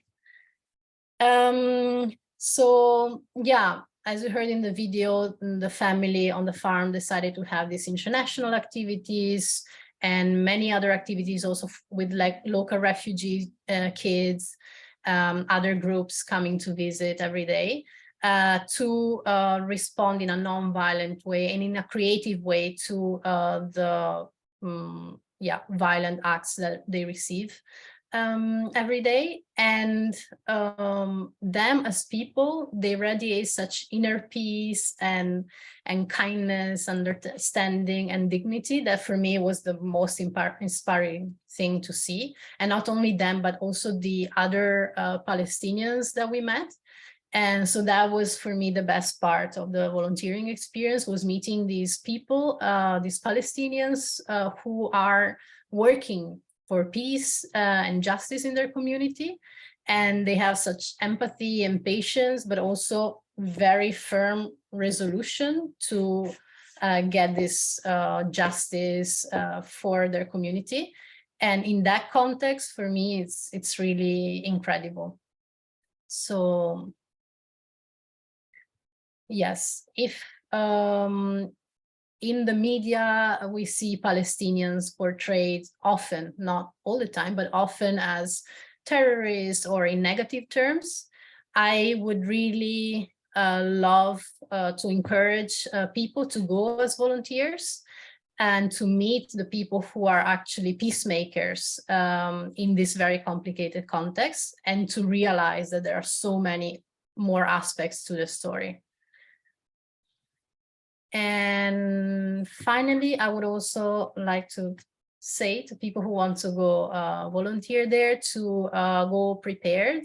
I think it's very important to know the history and the context, at least the main events, because they will come up in the conversations that you have with Palestinians. And it's very important, this aspect of history, to understand. So yeah, you should prepare before going. Also to be a bit prepared about the challenges that you might face at the airport security, so you don't put anyone at risk. But don't be afraid. So as I said, I felt very safe. I felt more in danger in certain other big cities in Europe at night. So if you go to a trusted project, you follow the instructions of your hosts, you will be safe, you will be fine.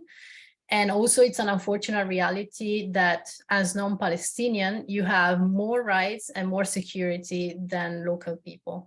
So yeah, come prepared, not be afraid, and go open to listen, to learn, to show your support. And I guarantee it will be an amazing exchange. Thanks a lot, Claudia. Thanks for sharing your experience. It was really touching, I think. And I remember everybody here on Zoom and also on following us in streaming that you can use the chat to share some questions with us, and maybe also specifying to whom you want to address, so that at the end we can also reply and give feedback. And we continue with another volunteer story. We give the floor to Xavier Pedros, who was a volunteer in the Christmas work camp organized by PYL back in 2019. By the way, I know that we know that PYL is organizing this work camp also this year, but I guess Adli will tell us about that later on. And Xavier is also an activist from the BDS movement, the Boycott, Divestment and Sanctions, which is also a very powerful tool to put pressure against Israeli apartheid. So Xavier, please, we are very curious to hear about your story. Thank you, Mattia. Can you hear me well? Yes. Great. So yeah, I'm just gonna share my screen with some photos to make this a bit more entertaining. So yeah, so I went for the Christmas work camp organized by IPYL in Hebron in 2019. So we were around 15 people, pretty much everywhere from Europe. also from China, Hong Kong, Russia. So it was a good mix of people. Here you see in this photo. And so we were primarily based in Hebron. And then from there, we also visited Jerusalem and Bethlehem. So yeah, Susie did a very comprehensive presentation on, about the situation in Hebron. Here we also visited the one of the checkpoints in the city. This is a city that is split into different areas with strong military control. And so yeah, it was indeed very, very shocking to see the implications and all the ramifications that military presence has for the daily lives of Palestinians in the city. We also visited Jerusalem, where we learned about the access restriction for Palestinians and all the scrutiny that the Palestinians that remain in Jerusalem suffer in many aspects of their lives. But yeah, maybe I should talk about some of the volunteering activities that we did. So we collected some trash during some days in the outskirts areas of Hebron and in other locations. One remarkable anecdote perhaps is that one day we were in the outskirts of Hebron, just in this area in this photo where we were collecting trash, and we were kicked out by the Israeli military because some settler that was based in this area was concerned of our presence collecting their trash. During the 15 days that we were in Palestine, we also visited Bethlehem, and there we saw the separation wall, and we had the opportunity to spray paint on the walls of the separation wall in the West Bank. We also helped cleaning up some of the facilities of the AIDA Youth Center. And so, yeah, one of my highlights was getting to know the AIDA Youth Center. This is an association that is located in the AIDA camp that Susie presented before. And so this is the AIDA refugee camp was created in the 50s as a temporary solution. And it was supposed to be a relatively small camp, but today, more than 50 years after its creation, it still remains in place and a very big camp of around 3,000 inhabitants, I believe, very densely populated. And so in our visit, we got to participate part of our volunteering in the AIDA Youth Center. This is an association that puts together activities for young people, from cultural, arts, sports, education activities. So it was really interesting to see, this is actually, it's not a small association. They serve around 300 people, and they do it very well. It was very nice to see that in spite of the conflict and in spite of the military presence in this refugee camp, which is very, very explicit and very radical, it was really inspiring to see how they keep working with these very nice initiatives. And I also recall in this in the AIDA Youth Center, there is a music school for around 30 kids. And me being a part-time musician, it was also very nice to see that. So I have very good memories of that. One other highlight was, hearing all the personal stories of the volunteers of IPYL. It was really interesting to understand all the ramifications of what it means, the occupation for them. And what it has meant at different levels. And yeah, it was very inspiring to see the resistance of the Palestinian people. Yeah, and we ate great food, which is also a great reason to volunteer in Palestine.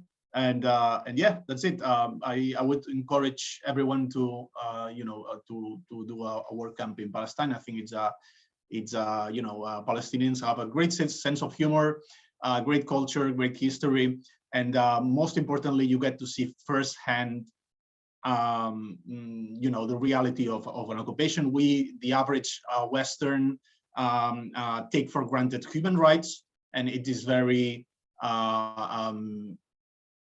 shocking to see the situation that is currently in Palestine. I think it's life-changing for many of us. And yeah, so I would encourage everyone to visit Palestine. Thanks a lot, Xavi. And yeah, as I said, there is the opportunity to go to this particular work camp, the Christmas work camp, also this year. But I think Adri in a while will tell us more about that. And we proceed with our next speaker, Mela Youngblood. She's a journalist, and she's been for 6 months also in Palestine. She wrote different articles about the apartheid, but also the settler violence. So Mela, the floor is yours, please. Thank you. Oh, correction. I have been there 3 months because I wasn't allowed to be there longer than that. And I'm gonna share my screen also to show some photos. If you don't see them, please let me know. And there's already been actually a lot of information, but yeah, so I've been in Hebron for 3 months. I did visits to other cities, but I was mostly there, and this is because I mean I went there because I studied Middle Eastern studies, and that's where my interest in Palestine started. And as I have at least ambitions, I wouldn't call myself a proper journalist, but I at least have ambitions in journalism, and so that's why I wanted to go there to see the situation firsthand, and having the credibility to say something about it. And we now understand the separation in Hebron, so H1 and H2.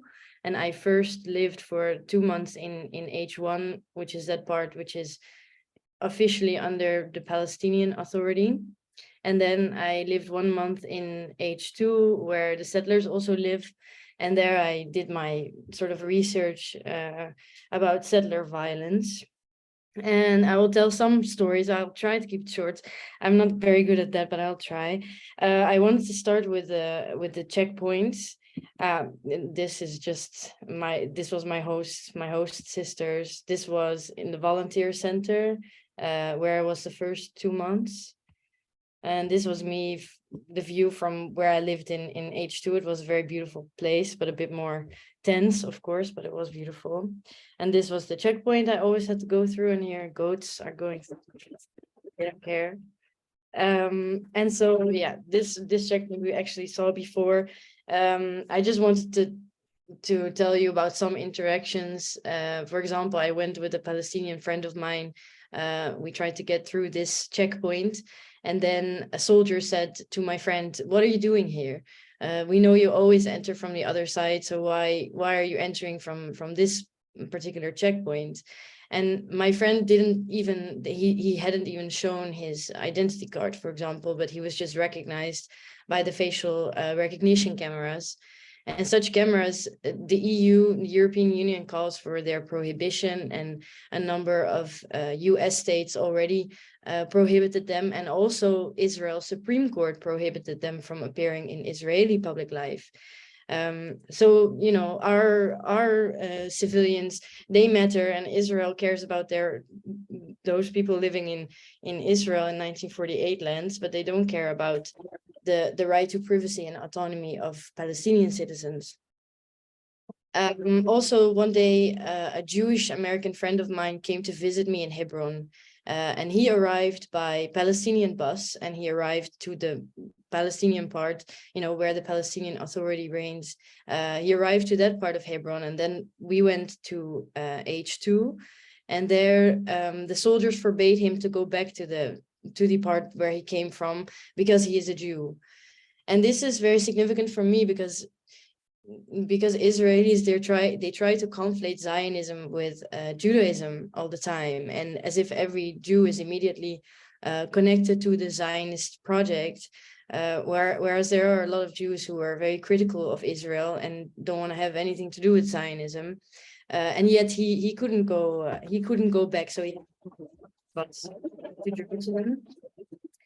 And if somebody already before this, so there are areas in Hebron where Palestinians and Arabs and Muslims, they cannot enter. So for example, there was once when I was with a tour group, and then they just tell you, do you have Muslims amongst you? Because they now have to turn around. And for me, I mean, being from a privileged background, this was the very first time that I felt so clearly that it's not because I'm a human being that I have human rights, but it's because I have a European passport and I'm not a Muslim, that I have human rights. And for Palestinians, having a Palestinian passport means the very opposite of being granted human rights. I'm just gonna show you some more pictures of checkpoints. Because they have to show their identity cards everywhere they go. Every move they make is being recorded by cameras, and they undergo humiliation or worse at all the checkpoints they have to go through to go to their work or to their family or wherever. And this is in the little piece, I mean, one of the two little pieces of land that the Palestinians are still left with, which is only 22% of historic Palestine, which is probably known to you, but so, and the other 78% of historic Palestine is basically off limits. It's very hard for Palestinians to go there. You need a permit, and the permit system is very unclear. There's not like a website that you can go to and check if you're eligible or not. So if you get a permit, it may be revoked, and if you don't get a permit, you won't get an explanation. And as someone else already mentioned, this also results in that many Palestinians, they can never go to the ocean. And that's, for me, it's crazy, because 71% of the world is covered with ocean, and not being able to go there. I mean, some Palestinians never even swim, because Israel also occupied most of the water resources. So Palestinians need also a permit to make a new water structure, and they usually don't get such a permit. And I read Amnesty International said that there are swimming pools in Israeli settlements, so the settlements in the West Bank, and these swimming pools use 4 times as much water as Palestinian villagers use, as they're allowed to use. So see the extreme inequality, not even in straightforward violence, but in resources also. And yeah, if Palestinians want to get out of the West Bank, well, this is a similar photo we saw before. If Palestinians want to get out of the West Bank, this is what they are facing. The apartheid wall, 12-meter high. And for those who are from Europe, you probably saw the remnants of the wall we once had in Europe. The remnants are in Berlin. And this wall we now call the Wall of Shame. And it's very puzzling to me how we can be so hypocritical, how we can have such double standards. Yeah, as I mentioned, I wrote an article about, or I didn't actually mention what it was about. So I wrote an article about settler violence. And that's why I try to talk with many people who live next to settlers. And they tell the same stories. Here we see settlers throwing stones at a Palestinian shop, for example. And all these Palestinian families, they tell that every Saturday, and also on Jewish holidays, and sometimes even more often, settlers start attacking their Palestinian neighbors, throwing stuff at them, damaging their windows, damaging their cars, and swearing at them. For example, Mahmoud, a woman I met, she told me that they would throw rotten food at them and call them dirty Arabs. And yeah, I just can't imagine what it would be like if my neighbors did something like that to me, and they also cannot really do anything, because if they do anything, the soldiers come and her children got arrested multiple times. And also there was a man, here we see a settler with a gun in the center of Hebron. So settlers are allowed to carry guns. And then I met this man, Abdul Karim al-Jabari. He's 64 years old, and he lives in Hebron, sandwiched, basically his land or his family's land sandwiched between two settlements. And so he is basically surrounded by 7,000 settlers. And they walk across his land, his family's land, also guarded by soldiers. So it's already quite intimidating. And United Nations documented multiple settler attacks on the Al-Jabari family, ranging from shooting, throwing stones, breaking into their home and damaging it, and also stealing livestock and stealing crops. And according to the family, all 7 sons and 3 daughters have been hospitalized due to settler attacks. And this man, he was the latest to be hospitalized. And he was attacked when he was harvesting his olives. He was attacked from behind with something that was as sharp as a blade. And it was very critical injury. The doctors were surprised he was still alive. Here are some pictures of this man. It's a bit gruesome, so I'll just switch. And he was asked to file a complaint in the Israeli police station. So that's what he did. And there they had already assembled all the settlers who were probably involved in this attack, because they have cameras everywhere, so they know where people are. And Abdul Karim, he pointed out exactly who did what. And among those who were involved were, for example, also the 3 sons of Itamar Ben-Gvir. And maybe some of us have heard this lately in the news, because Itamar Ben-Gvir is probably going to have a very high position in the new Israeli government.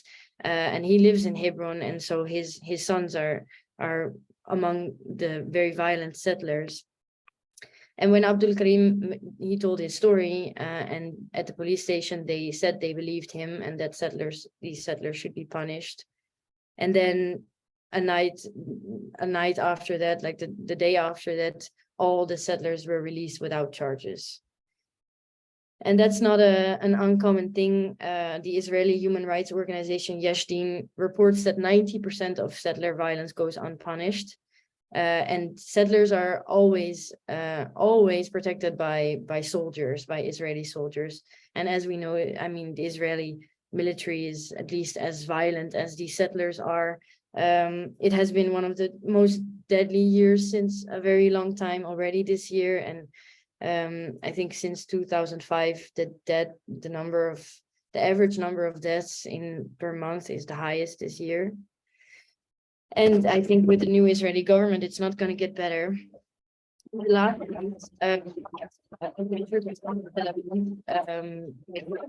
to make some pictures of the beach. So at the airport, if they were going to ask me questions, I could tell them I was just on a holiday trip. And there, actually, the day I went to Tel Aviv, so after these 3 months spending in Hebron, I went to Tel Aviv, and this was the day that the bombardments, the most recent bombardments on Gaza began. And I went now to Tel Aviv, and I mean, take it with a grain of salt, but I thought, oh my God, you will see now that I have spent 3 months at the Palestinian side with Palestinians, and now I'm going to Tel Aviv, and now I'll get hit by a Palestinian rocket. But anyway, of course, nothing of the sort happened. I was in a hostel, and everyone was confused. I mean, there were a lot of tourists there who actually were very not, they didn't know much about what was going on there, actually. And for the Israelis in the hostel, it was apparently a good time to boast about their experience in the Israeli army. And for example, there was an Israeli military commander who was actually having a few days off. And he told me he had been stationed in Hebron during the time I was there. And he said, you must have despised me. And I said, yes, I have indeed despised you. And also, he told me, for example, he had killed people in Gaza, and he was really very convinced that they were terrorists, even though we know that, usually civilians are hit. And then there was someone else who was asked if he did his time in the army, and he said, yes, I did my time in the army and I did some others too. And the dehumanization of Palestinians and boasting about, killing, that's of course it's beyond words. And also the depiction of Palestinians as terrorists and anti-Semites and whatever not, it hurts a lot. And I think that's definitely why it's so important that a lot of people go to Palestine and see for themselves. I mean, you just have to go there and look around. You don't even need anyone to explain it to you. You'll just understand so much of it by just looking around. So yeah, I would encourage everyone to go there. As others already mentioned, it's for foreigners, it's not unsafe. That's the privilege we have. We are not targets there. I didn't feel unsafe either. And I also wanted to say that despite all the horrific things I've heard and seen, it was also a very, very pleasant time. I met a lot of very great people, very strong and inspiring people. And yeah, the food, very important, was great food, and the landscape is beautiful, and it's also really fun. So it has everything. Yeah, so here you see, I just wanted to show you some cheerful pictures.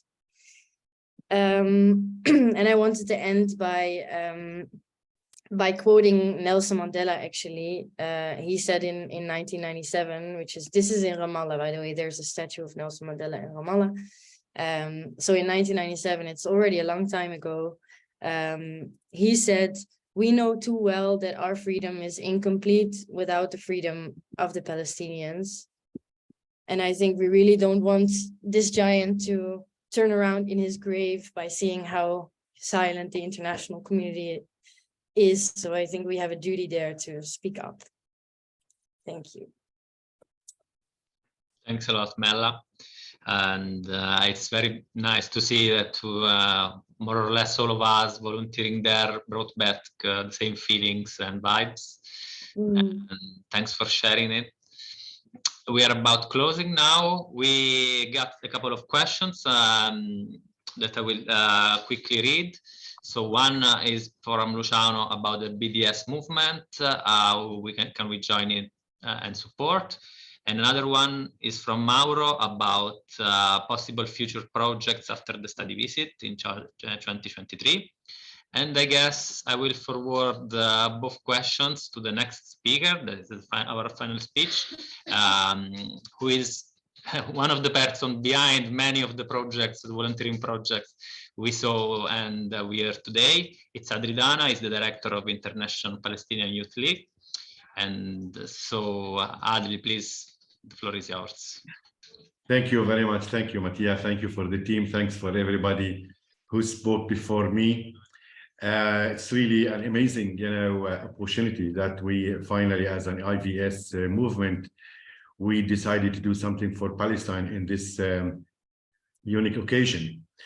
Okay, I just want to maybe I will have to read because I'm really not good. I have one more conference at 5, so it's quite stressing, the things that I have to prepare for the whole day. Anyway, well, this day has been designated by the world to express solidarity with the Palestinian people who have been living under the longest military and colonial occupation in history.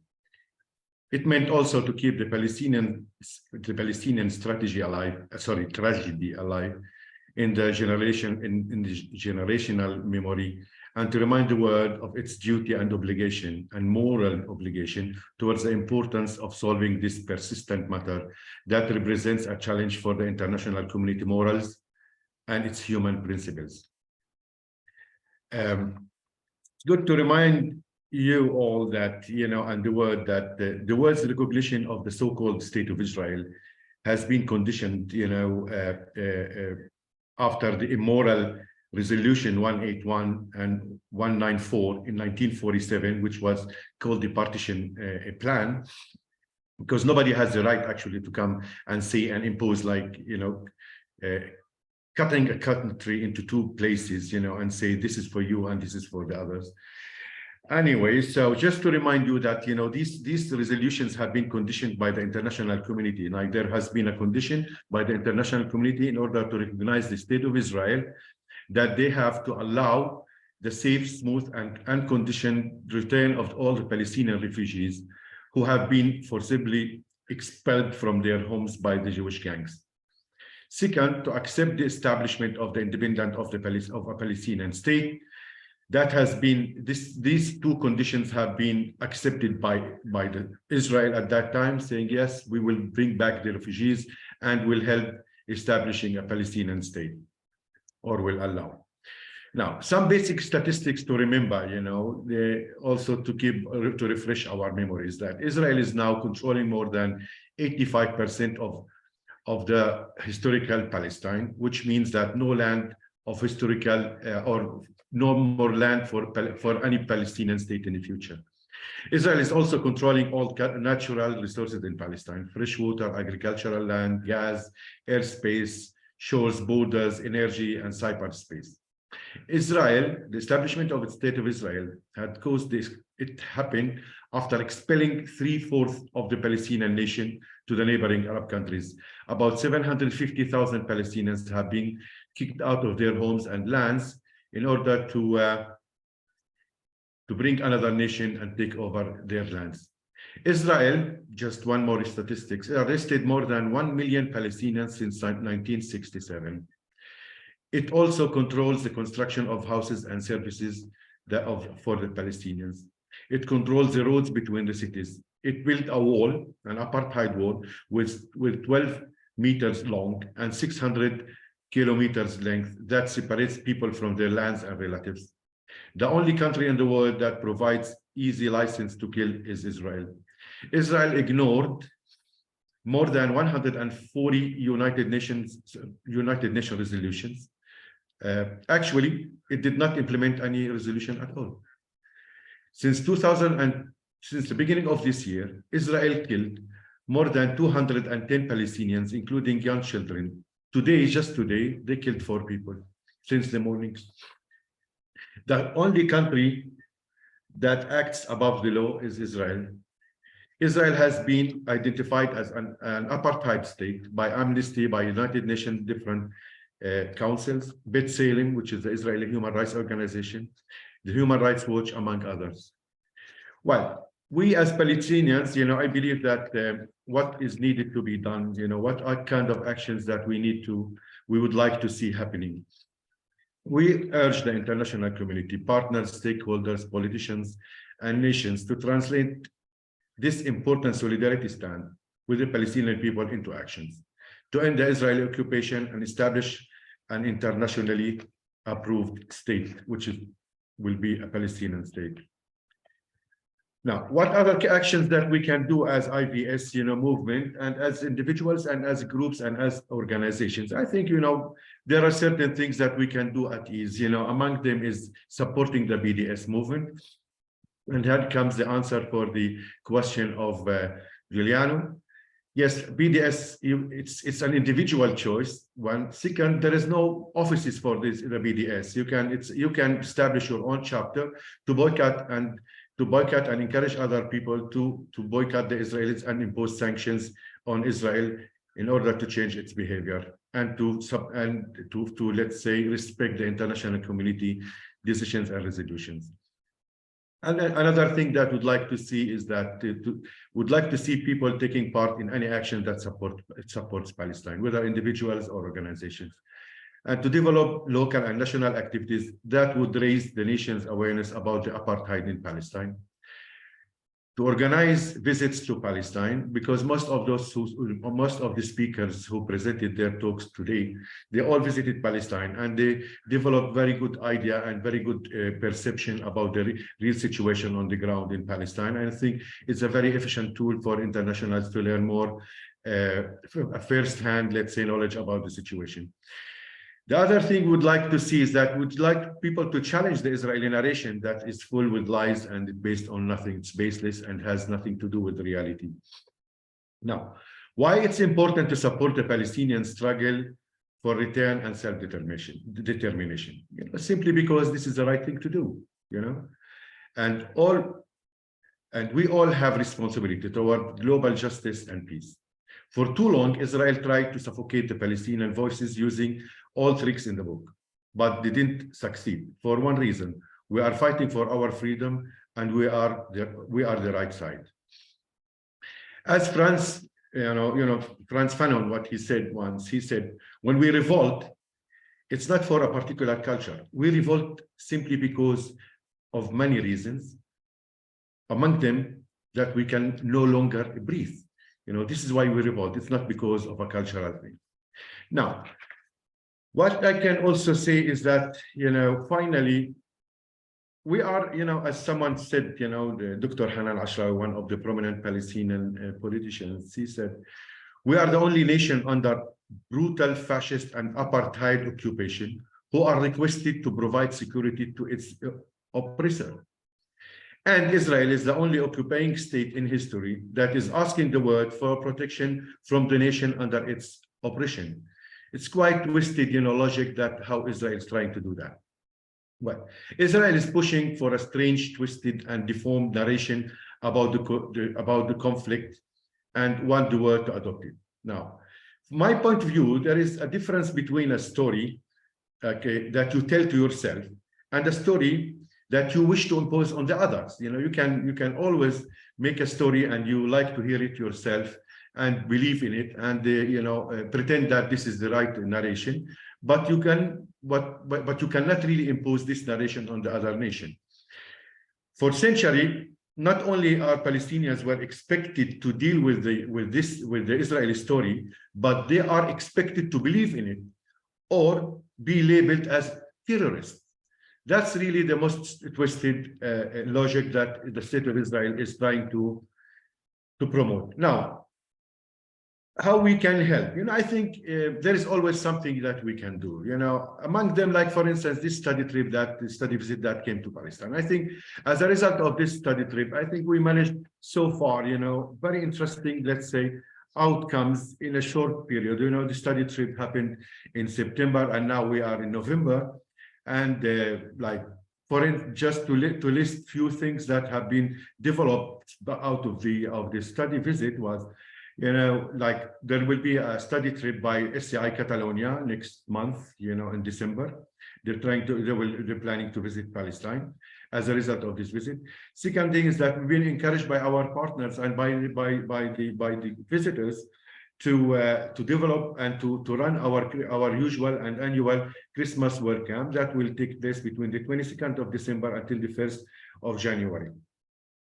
In addition to that, our partners in Hungary, Agi and her colleague, they are planning for a study visit to bring their architectural students from their university to have a political and archaeological and architectural trip to Palestine in order to learn more about the culture and about the situation and how the conflict is affecting these subjects.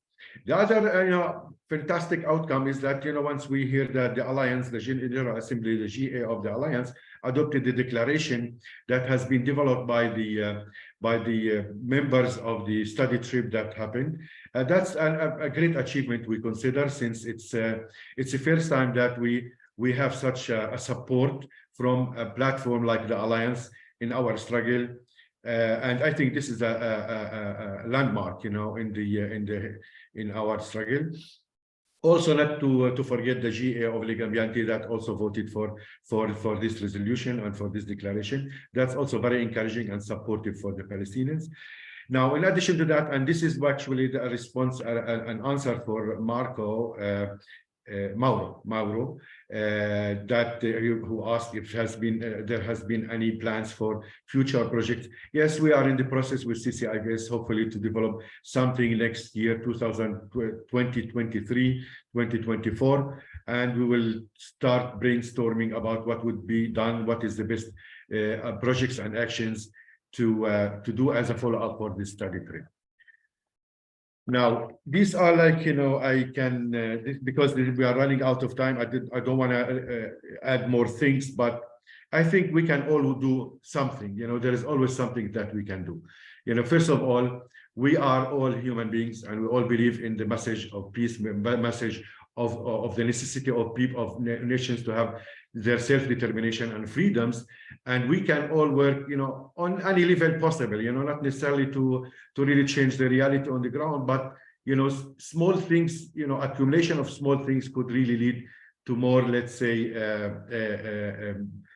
actions that could really change the reality with the Palestinians. Among them, actually, just to bring as many study groups to Palestine, study visits to Palestine, to learn more so they can develop their own, let's say, ideas as how they can work for the state, for the Palestinians and their struggle.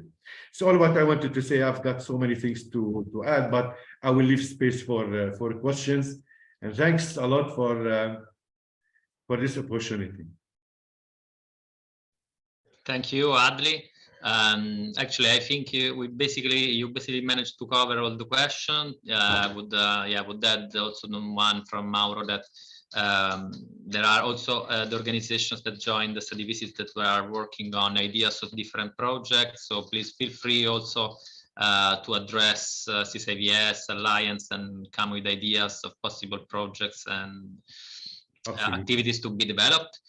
We have another question here, Adli, asking if also people who obtain Israeli citizenship can volunteer in Palestine. Yes, of course. Yes, of course. Yes. Of course, everybody is welcome to go and volunteer in Palestine. Yeah. And I think we don't have other questions so far. So it's been quite a long marathon, I think. I really want to thank the speakers, but also the participants that stayed all the time for their patience and for their interests. The whole symposium will be, it has been recorded, so it will be online, available on the social media channel of CCIVS. So we encourage everybody to share it, to use it and disseminate it. And as we said, of course, this is part of a process that we are all contributing to shape. So there will be new activities and new actions starting from the IPYL Work Camp that we keep promoting. So please consider joining or sharing it with your friends. And I guess that's it. Can I say one last sentence? Please, Adli, I think for the past few years, there has been very significant shrinking of spaces for Palestinian voices in Europe and elsewhere in the world. And I hope this will be an opportunity that we can, you know, widen the space for the Palestinians, to provide them with, let's say, opportunity to speak in the media, to address Europeans, to address internationals about the Palestinian situation, because the shrinking places have been suffocating us for too long. And now with the arising or the upcoming new government in Israel, right now it's almost in the last stages of its formation. I think we are anticipating more bloodshed. We are anticipating more crash on the Palestinians. And this is where we really need your help. This is where we need your voices. And this is where we need solidarity in a more efficient and manner.